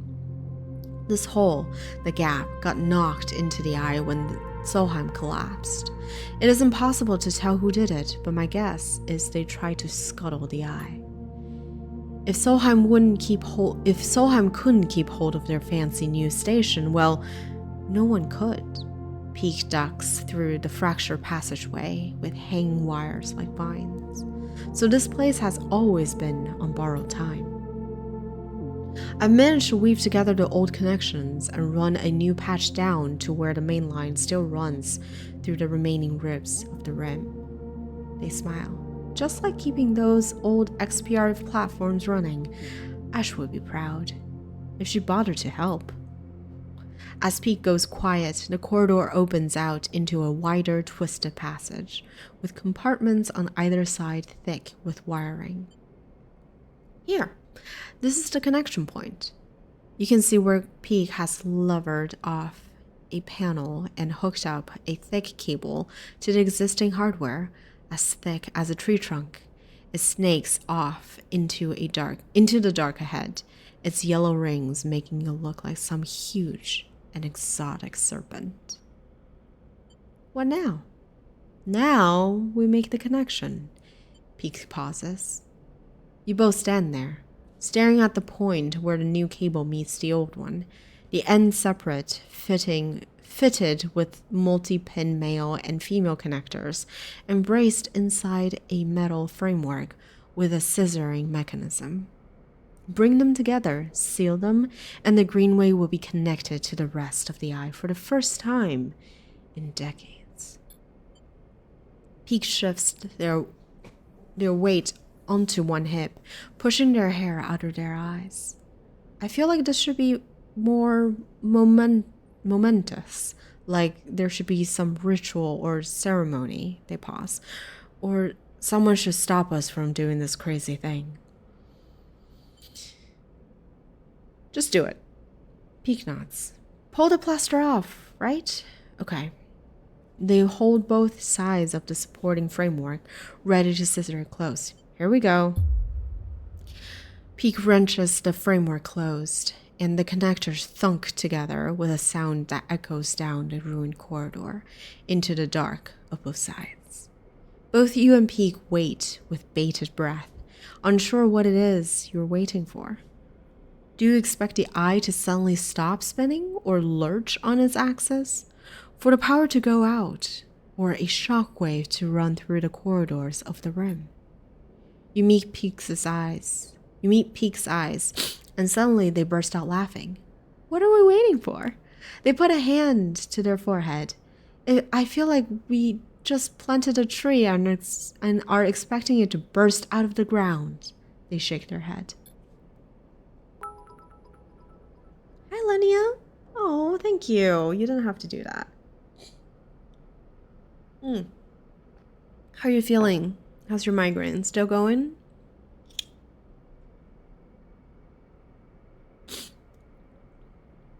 But you wanted to. Thank you. Aww.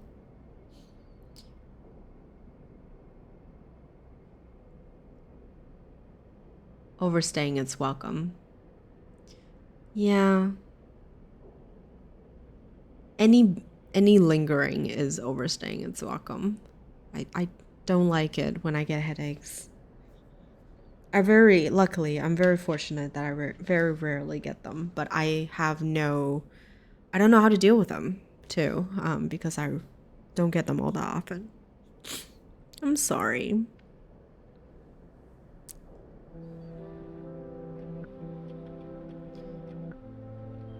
But you feel it. You feel it flowing like a stream that has been released from a cave and rushes out into the sunlight, crystalline and clear. You swear you can hear running in the wires, like water, like rain, like steam. It doesn't roar or rattle, but it rustles and writhes there, like liquid roots. That is so, plant-like. I love it. Very gardenery, right? Peak sees the look in your eyes and stops laughing. You can see it, can't you? You can't see it, not with your eyes at least, but it is everywhere. And now it is out. It can't be put back in, that much is clear. You imagine the rim of the eye like a sponge, like soil soaking up the gardener and their chorus. The gaps filling with a burbling, constant, growing life.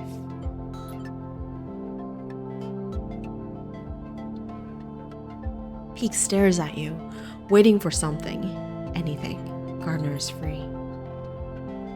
Peak nods slowly and closes their eyes. They go to speak, but the words fail them. Suddenly, Peak's slate chirps. They jump and scramble for it, almost dropping it in the process. But when they stare at it, a look of confusion crosses her face. Is it the gardener? Peak's mouth falls open. It's Ash. They swallow. She's leaving. They look at you with panic. There's such codependencies between Peak and Ash. I honestly think it would be quite healthy for them to part for a little bit. Before you can speak, they have turned away and are moving back up the passageway, back toward the entrance.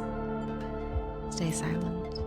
They don't turn, don't respond, and you watch their silhouette lit by their slate's torch.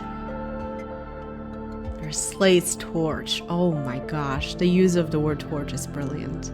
Disappear rapidly around the corner. You take out the slate Peak gave you and turn on the torch. The wires all around look like... Oh, there's like actually a tour. Never mind. Okay. The wires all around look like pear roots in the harsh light, and you turn away from them. They're the gardeners now. You work your way back through the corridors, retracing your steps. You imagine Peak, panicked, running toward the cordon, realizing that their greatest fear has come to pass. You wonder if they will be able to persuade Ash to stay. If Esther's going, you think, then the flotilla must be leaving too. The thought makes you shiver in the darkness, and you push it away. You're not ready. You focus on avoiding the hanging wires, the low ceilings, and make your way back into the lit corridors of the Founder's Ferry Dock.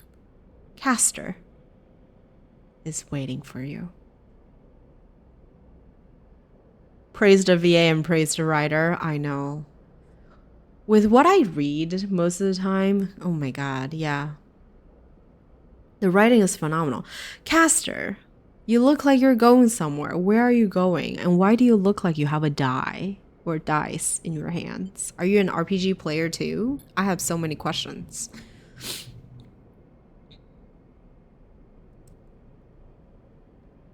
All right.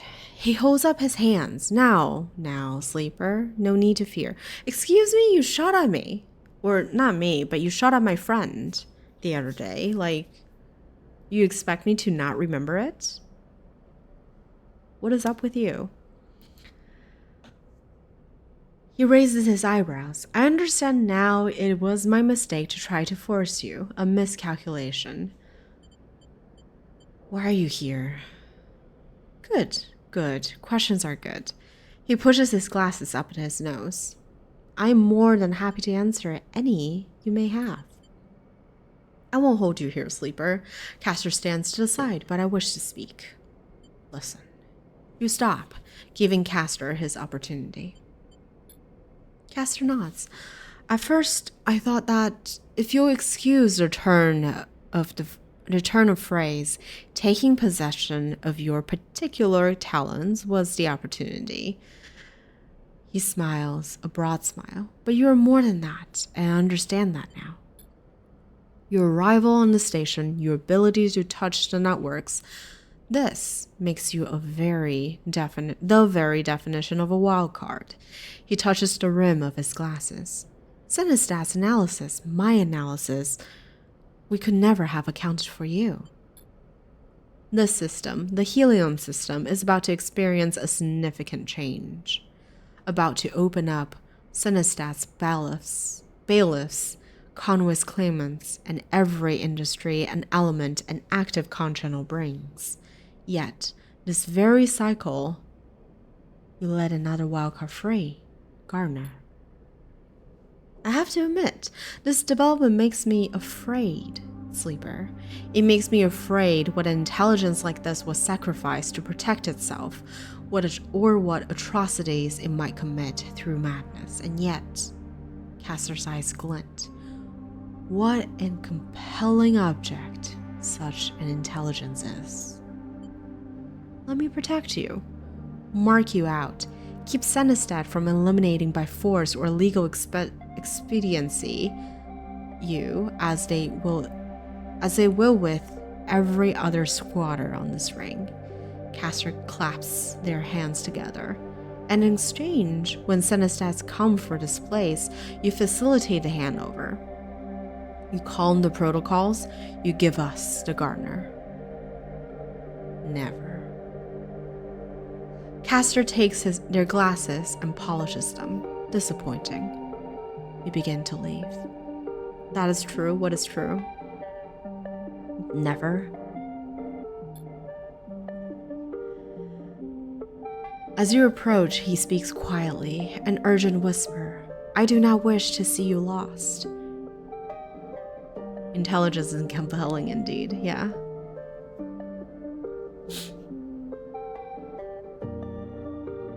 As you approach, he speaks quietly, an urgent whisper.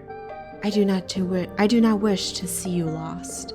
You are of great value if you ever want to see that realized. You push past, ignoring him, and his voice fades. The last you see of him is his slow nod, perhaps a mark of resignation, or just another deferential gesture aimed at manipulating your response. It doesn't matter either way. You're done with him.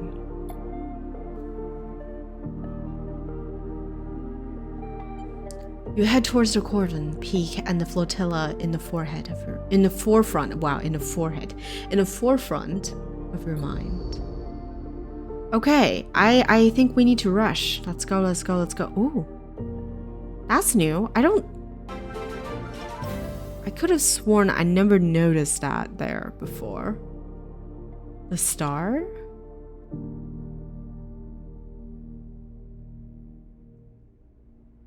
All right, here it is. Is that it?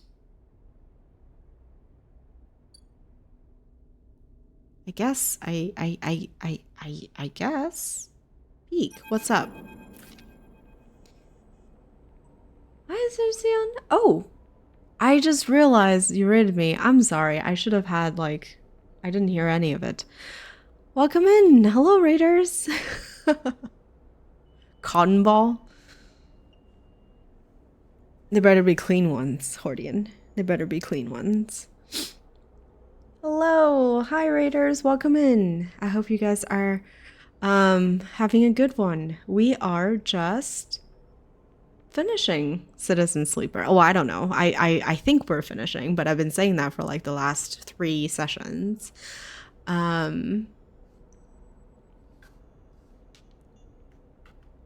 But before we talk about my adventures here, let me quickly give you a shout out.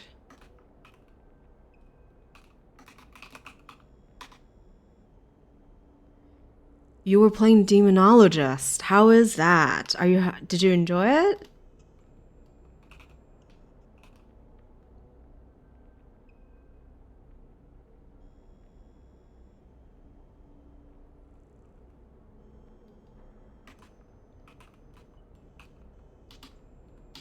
I've seen a few people play it before. Yeah, it did remind me a lot when I looked at it of Phasmo. That's okay. Got the point across. I figured. Phasmo is weird in spelling, but awesome. I'm glad you have fun. Is that your main game recently, or are you still flipping between various things? I think I saw you playing Sons of the Forest the other day.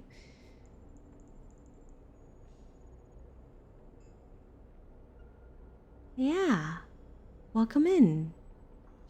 Thank you for the raid. Thank you for trusting me with your friends. I promise I won't scare them away. Not that. I don't think this game in particular is not an enabler, so you guys might be fine.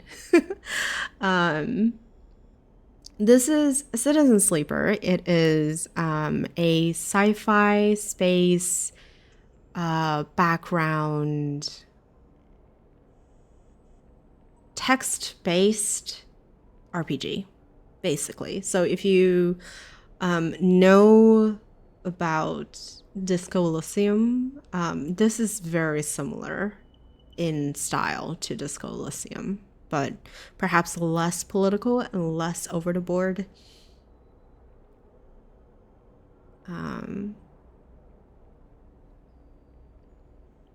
Yeah. Oh, Disco Elysium is my favorite game. It's so good. So if you love Disco Elysium, you should try this. I think you'll enjoy a lot. The only thing is that this game does not have voiceover, so it's rough in that regard. I've been reading everything out, but it's great. It's really I've been having a blast.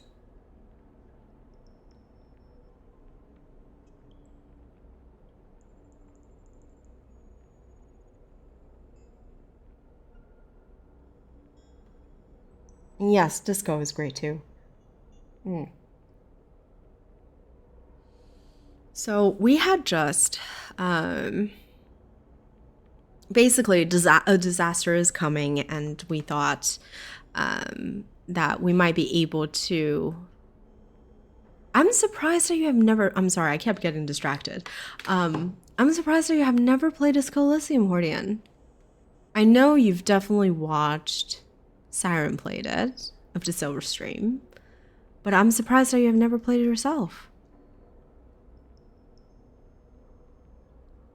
It seems like a game that you would love.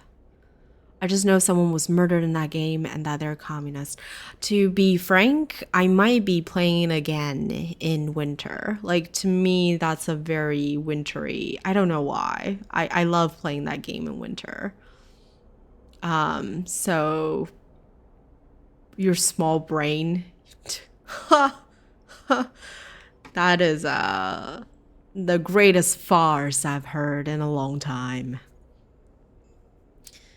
You play a game with pretty pictures? Oh, please.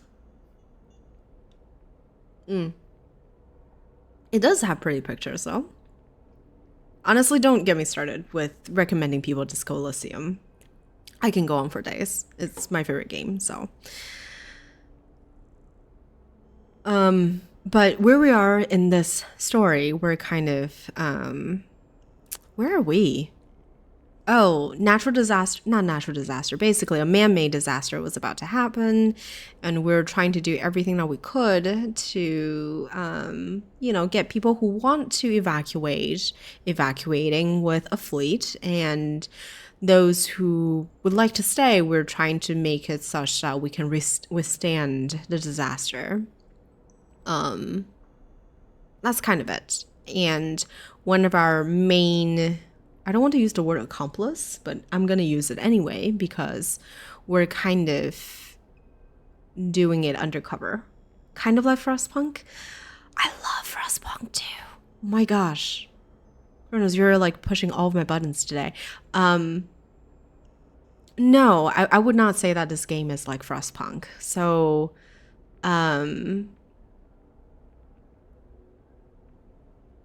we are at like the end of a DLC.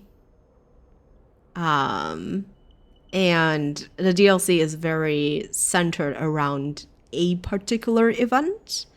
I would say the premise of the overall game, though, is about survival, which makes it sound like Frostpunk, but it's not. It's about finding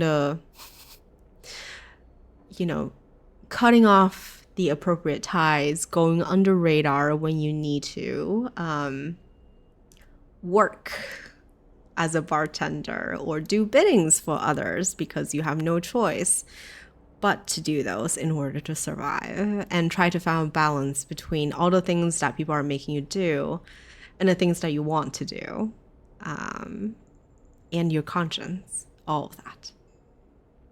And eventually you'll hit a point, and we did hit it eventually, that like we are self-sufficient, which was great.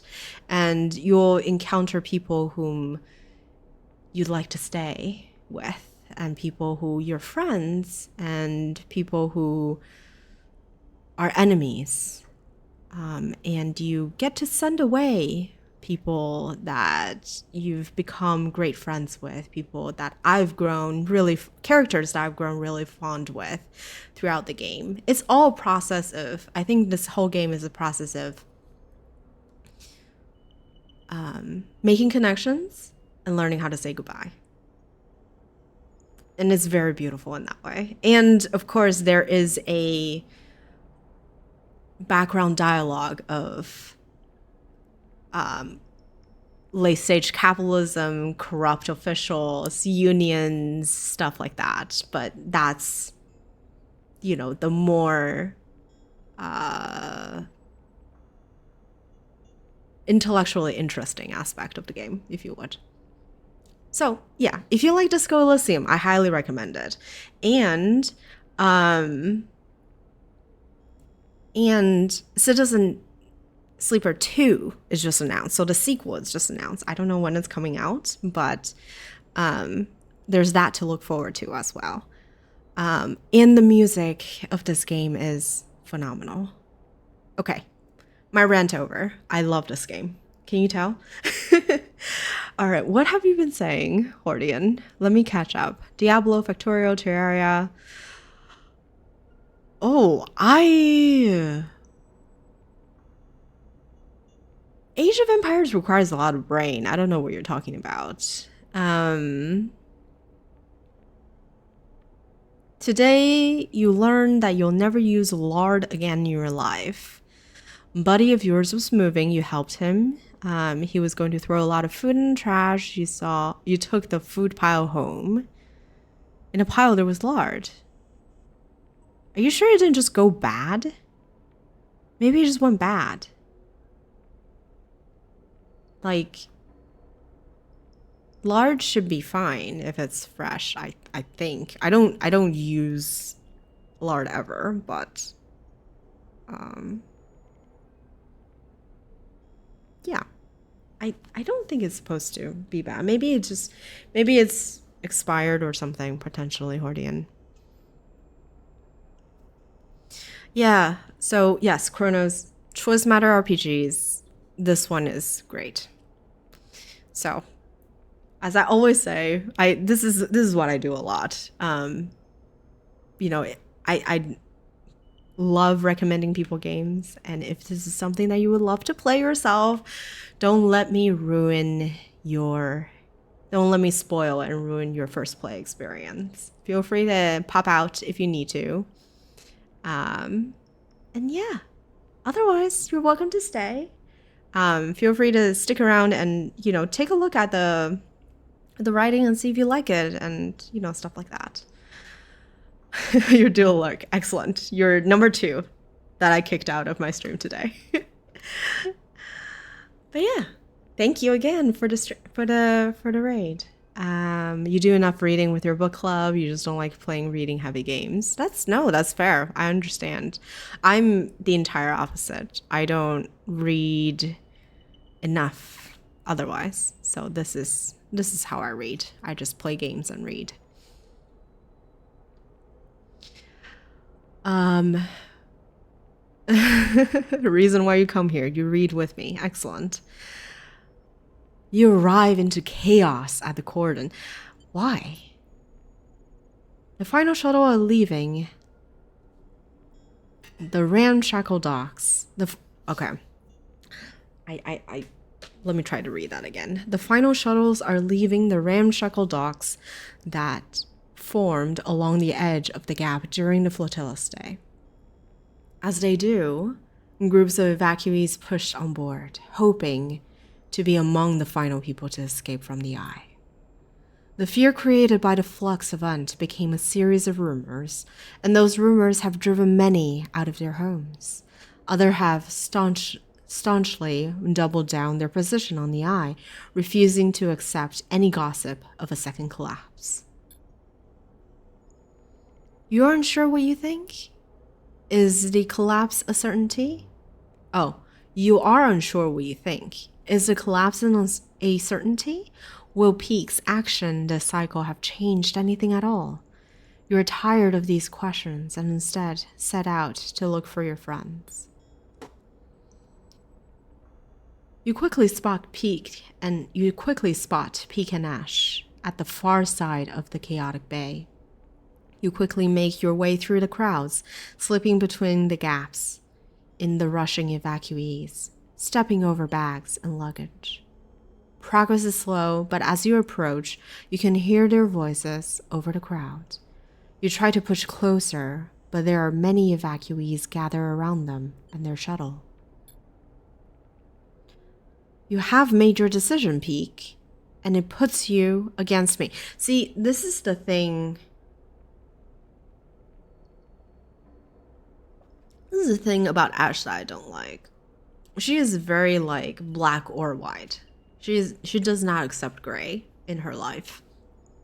A bit update on the coffee shop story. Yeah, wait, why is your follow-ups? Did you go back and say hi, talk to the girl more? Right, I remember this.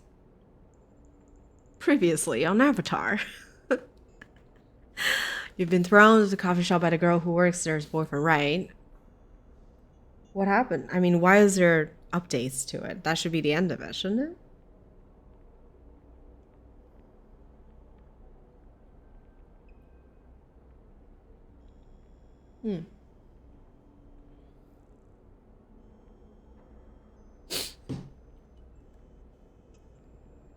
I went there and she apologized about what happened and said she talked to the group, talked to the dude and was like, what the heck? Yeah.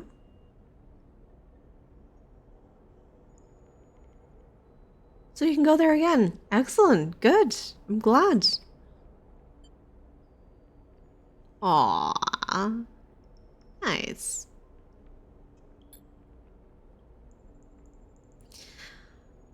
Ash is standing with one foot on the boarding ramp, while Peak argues with her. The evacuees are eyeing them, eager to intervene but intimidated by Ash's evident strength and attitude. Ash, it doesn't have to be like this. Peak looks desperate, tear tracks already on her cheeks. We can find a way. Ash shakes her head. I've always protected you, Peak. I have taken you under my wing. But I understand that you are not mine to control, and you have chosen to be here and not with me despite everything. Jesus. I've chosen to stop running, Pete cries out in frustration. You can choose to stop running too. We can stay here and try to live. Don't you remember what it feels like to live, Ash? Ash turns away. I remember what it was like to live on Hawthorne, what it was like to be worried for your safety every cycle, to live under the control of my mother of the administration, to work to maintain something that no one wanted, no one needed, so that our corporation could maintain a foothold in the system. You talk as if this place in this very system, in the very same system, is any different.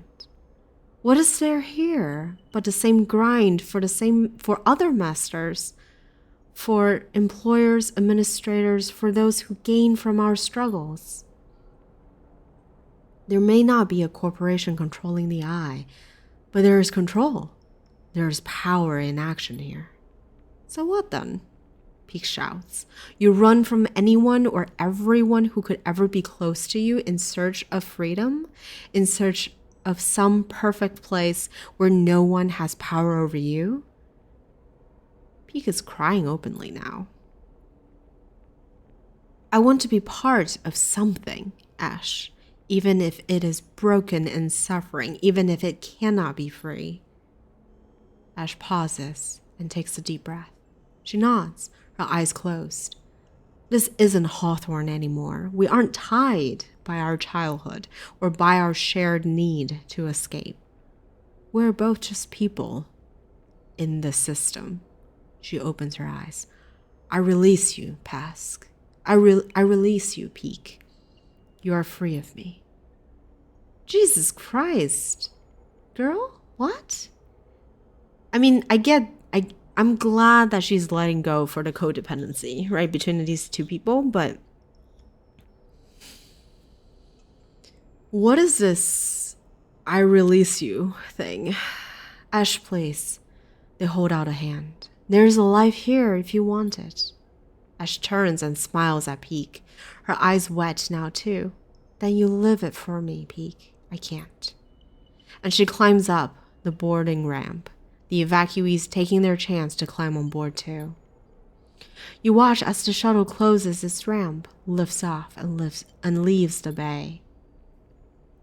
The crowds are dispersing now as they get onto the shuttles or say their goodbyes and move back into the main part of the cordon. You push past the last of them to reach Peak. Peak doesn't turn as you come closer. Sleeper, Ash is gone.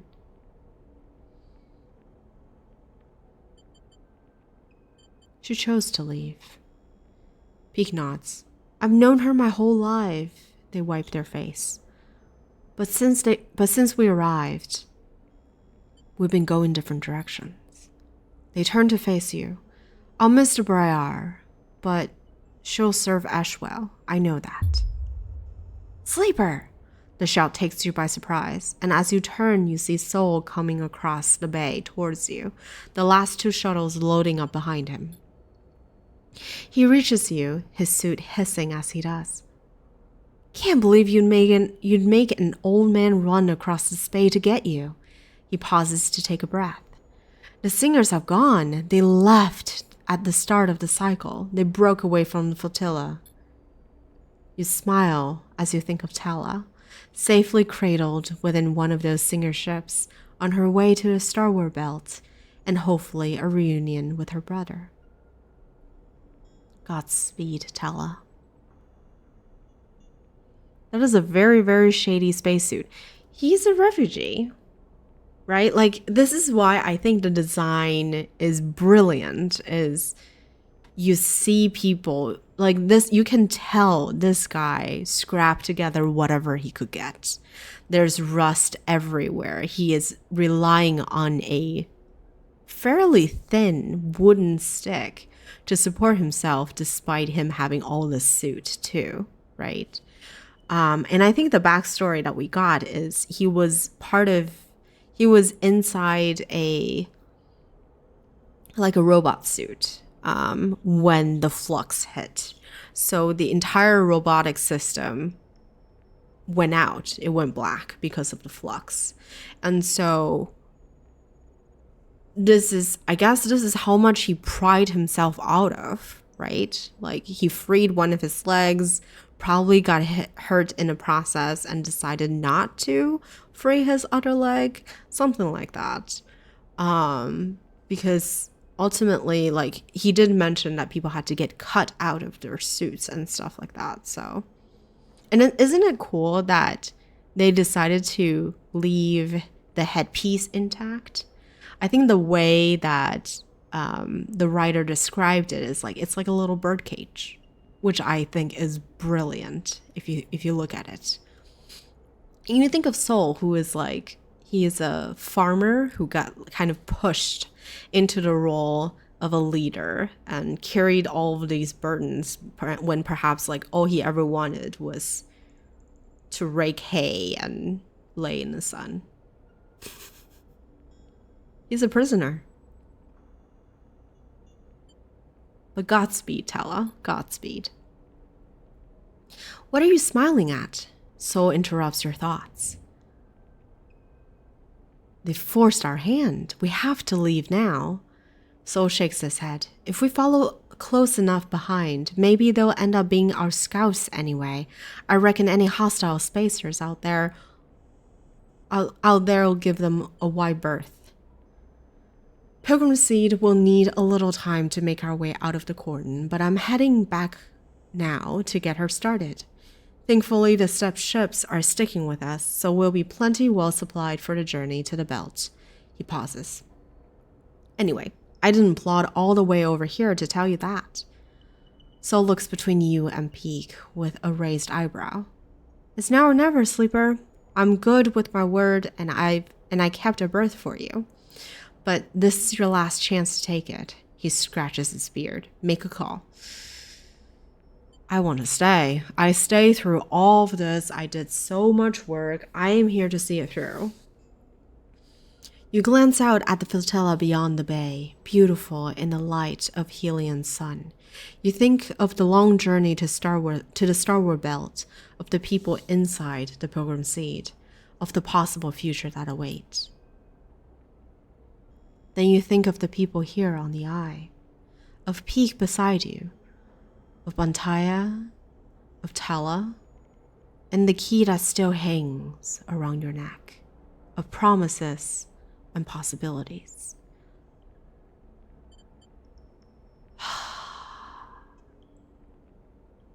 An Emphas, the mushroom cooker Emphas, and what's his face? Rico is staying too, right? You open your mouth to speak and realize this is the final time you will make this choice. You have to be sure. I'm staying. Oh, and the music kicks in immediately. I love it. I love this game. You say the words, and the moment you do, the weight of it all seems to descend on you.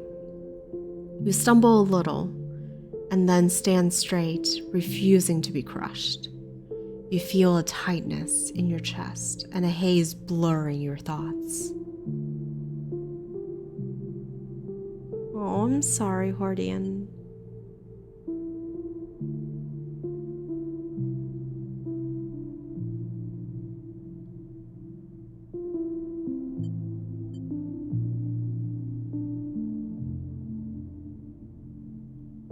Your chance will come, I'm sure of it.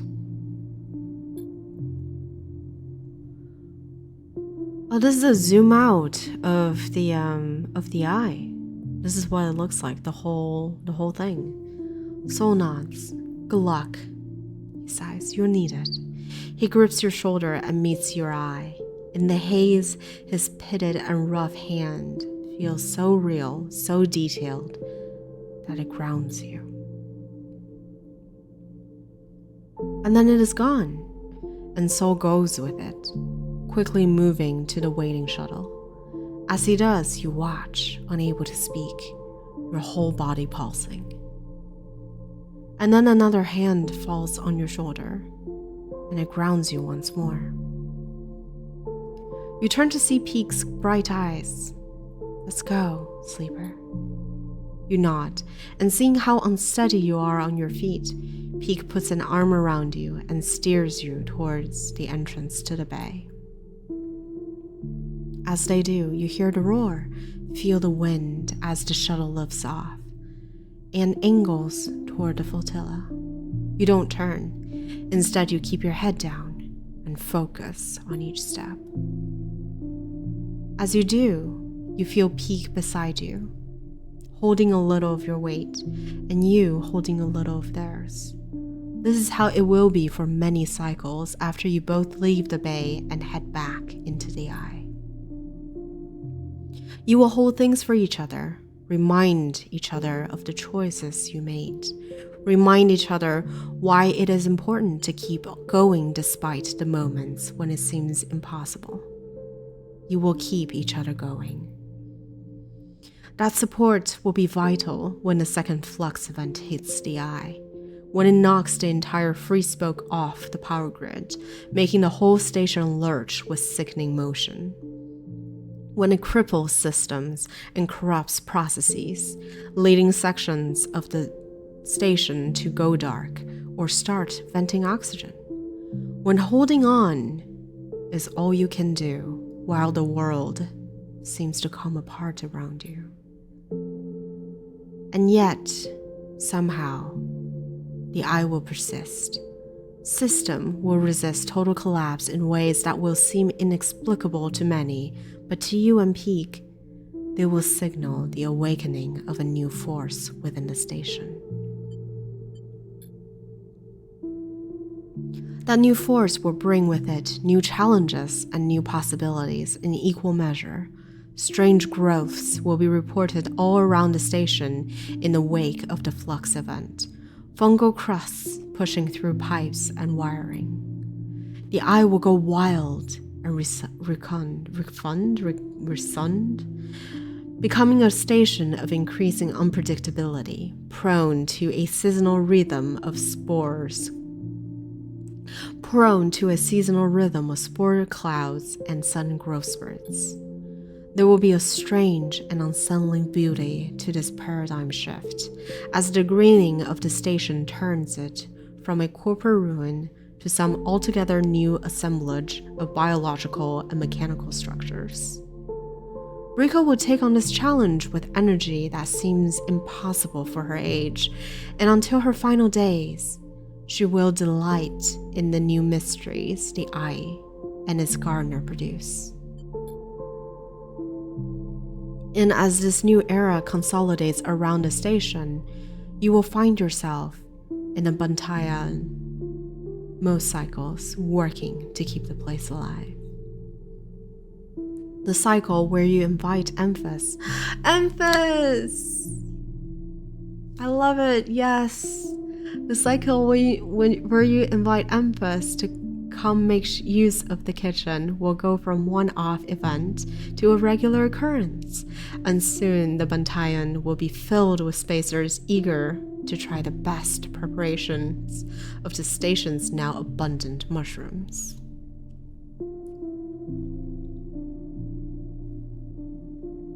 And on occasion, after a long shift at the Bantayan, you will hear the sound of the stray mewling. Oh, yes. Good.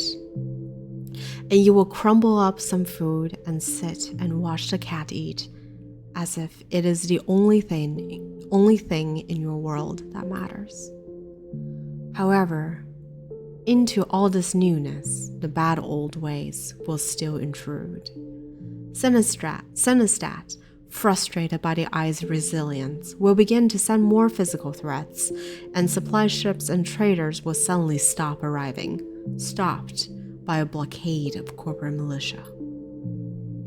Life on the Eye will be punctuated by wide channels broadcasts from Sinistat, stating legal precedents and quoting deeds of ownerships, staking a claim on the system. Meanwhile, Havenage will consolidate their power around the hardline group led by Kemp, but this will push them further from the people of the Eye. As they decay, new forms of station administration will rise though the hardliners will persist as a dangerous force. As the cycles roll on and the threats gather, new broadcasts will join them, sent by Conway extractions, making counterclaims on assets within the Helion system. And many on the Eye will grow quiet, losing their appetite for debating these political machinations as they tilt inexorably toward a corporate war. And ever on the Eye will spin, growing now in strange ways, haunted by strange new growths. I think both are appropriate. I think it's a US versus UK thing, machinations versus machinations. I am weird and I switch between the two. But yeah.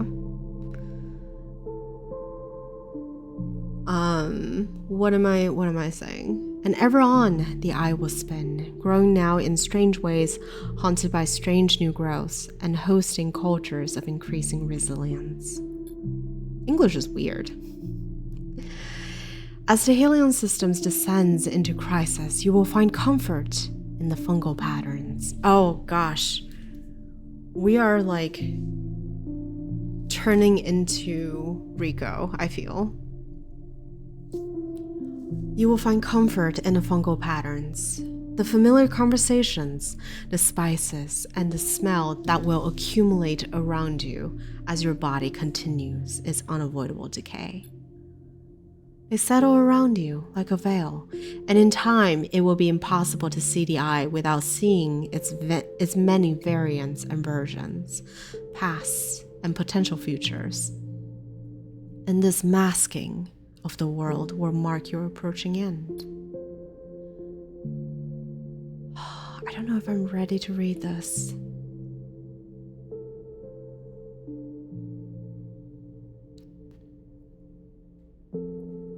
In one cycle, far from now, that accumulation of memories, of taste, of people and places and moments will be the last thing you let go of. But for now, there is only you and Peak, arms around each other, walking slowly out of the bay.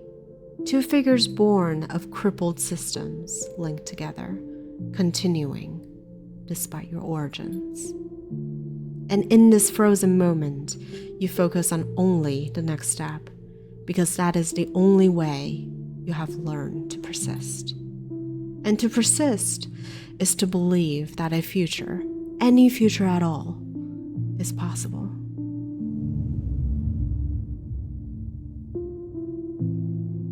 Oh my God.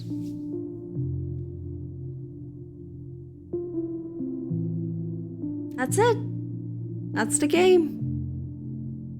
I know I've read this, I know I've let it run before, because with every opportunity to leave the eye, I get the credits. But the main game is basically just 3 people. It's crazy.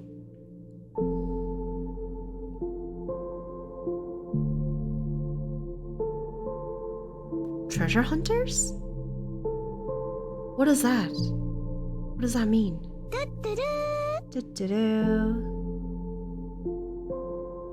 I'm very happy. I'm very happy with this game.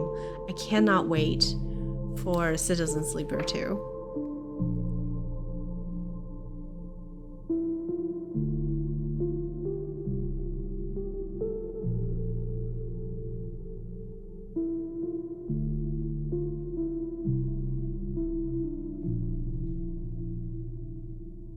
Jumping over the age, Gareth Damian Martin is incredibly brilliant. He has this other game that I've wanted to play, but I don't know how good it will be on stream. We will see. I don't know. I actually don't think it'll be good on stream, but this is a lovely shade of red, isn't it? It's not like too bright, but it's potent enough, but it doesn't hurt your eyes. It's a really good shade of red. And you can see like the Helion star right there. Well, I don't know. Maybe it's not that, but I also love the fact that like the night sky does rotate. It doesn't just like move, it rotates, just like because how we rotate on the eye. It's little things in this game when you notice them. It shows how brilliant the game is. Oh my god. Okay, where's Citizen Sleeper 2? Like, when is it coming out? Can I have it now, like on my desk right at this instant, please?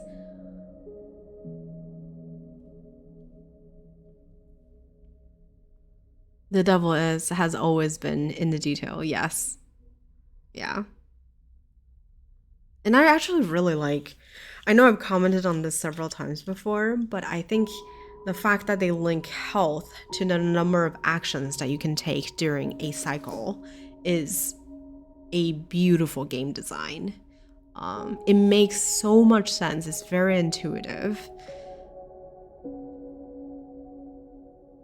But I must say though, I do think they're fairly generous with dice rolls, because I think like, what is it?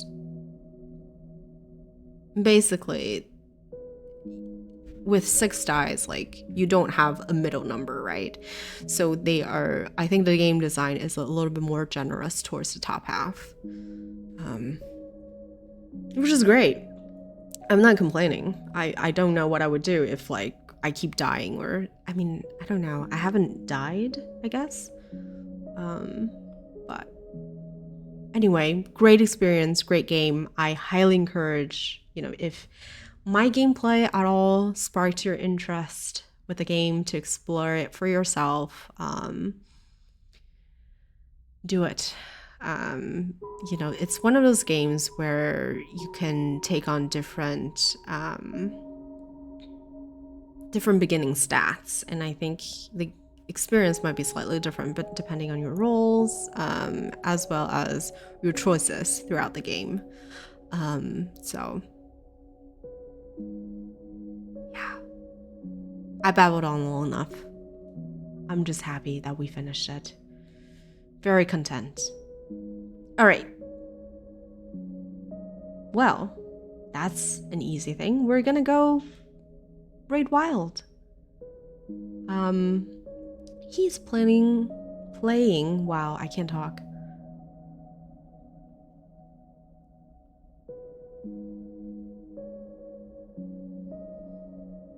He's playing Conan Exiles. What is it? I mean, it doesn't really matter. Whatever he's playing, we're gonna raid him anyway. So we're gonna go raid wild.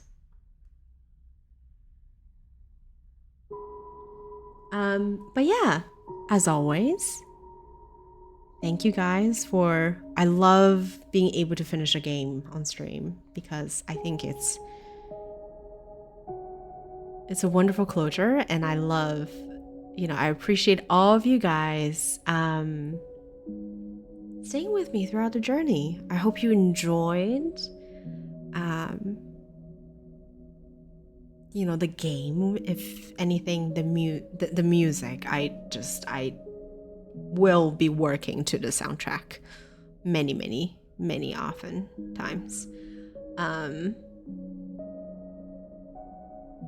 But yeah, that's all I have.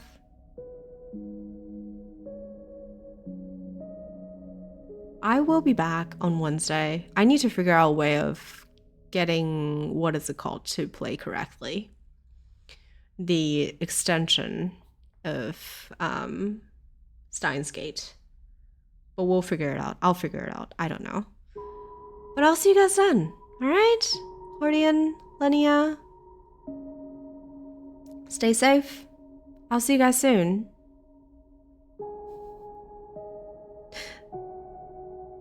Have a good one. Bye.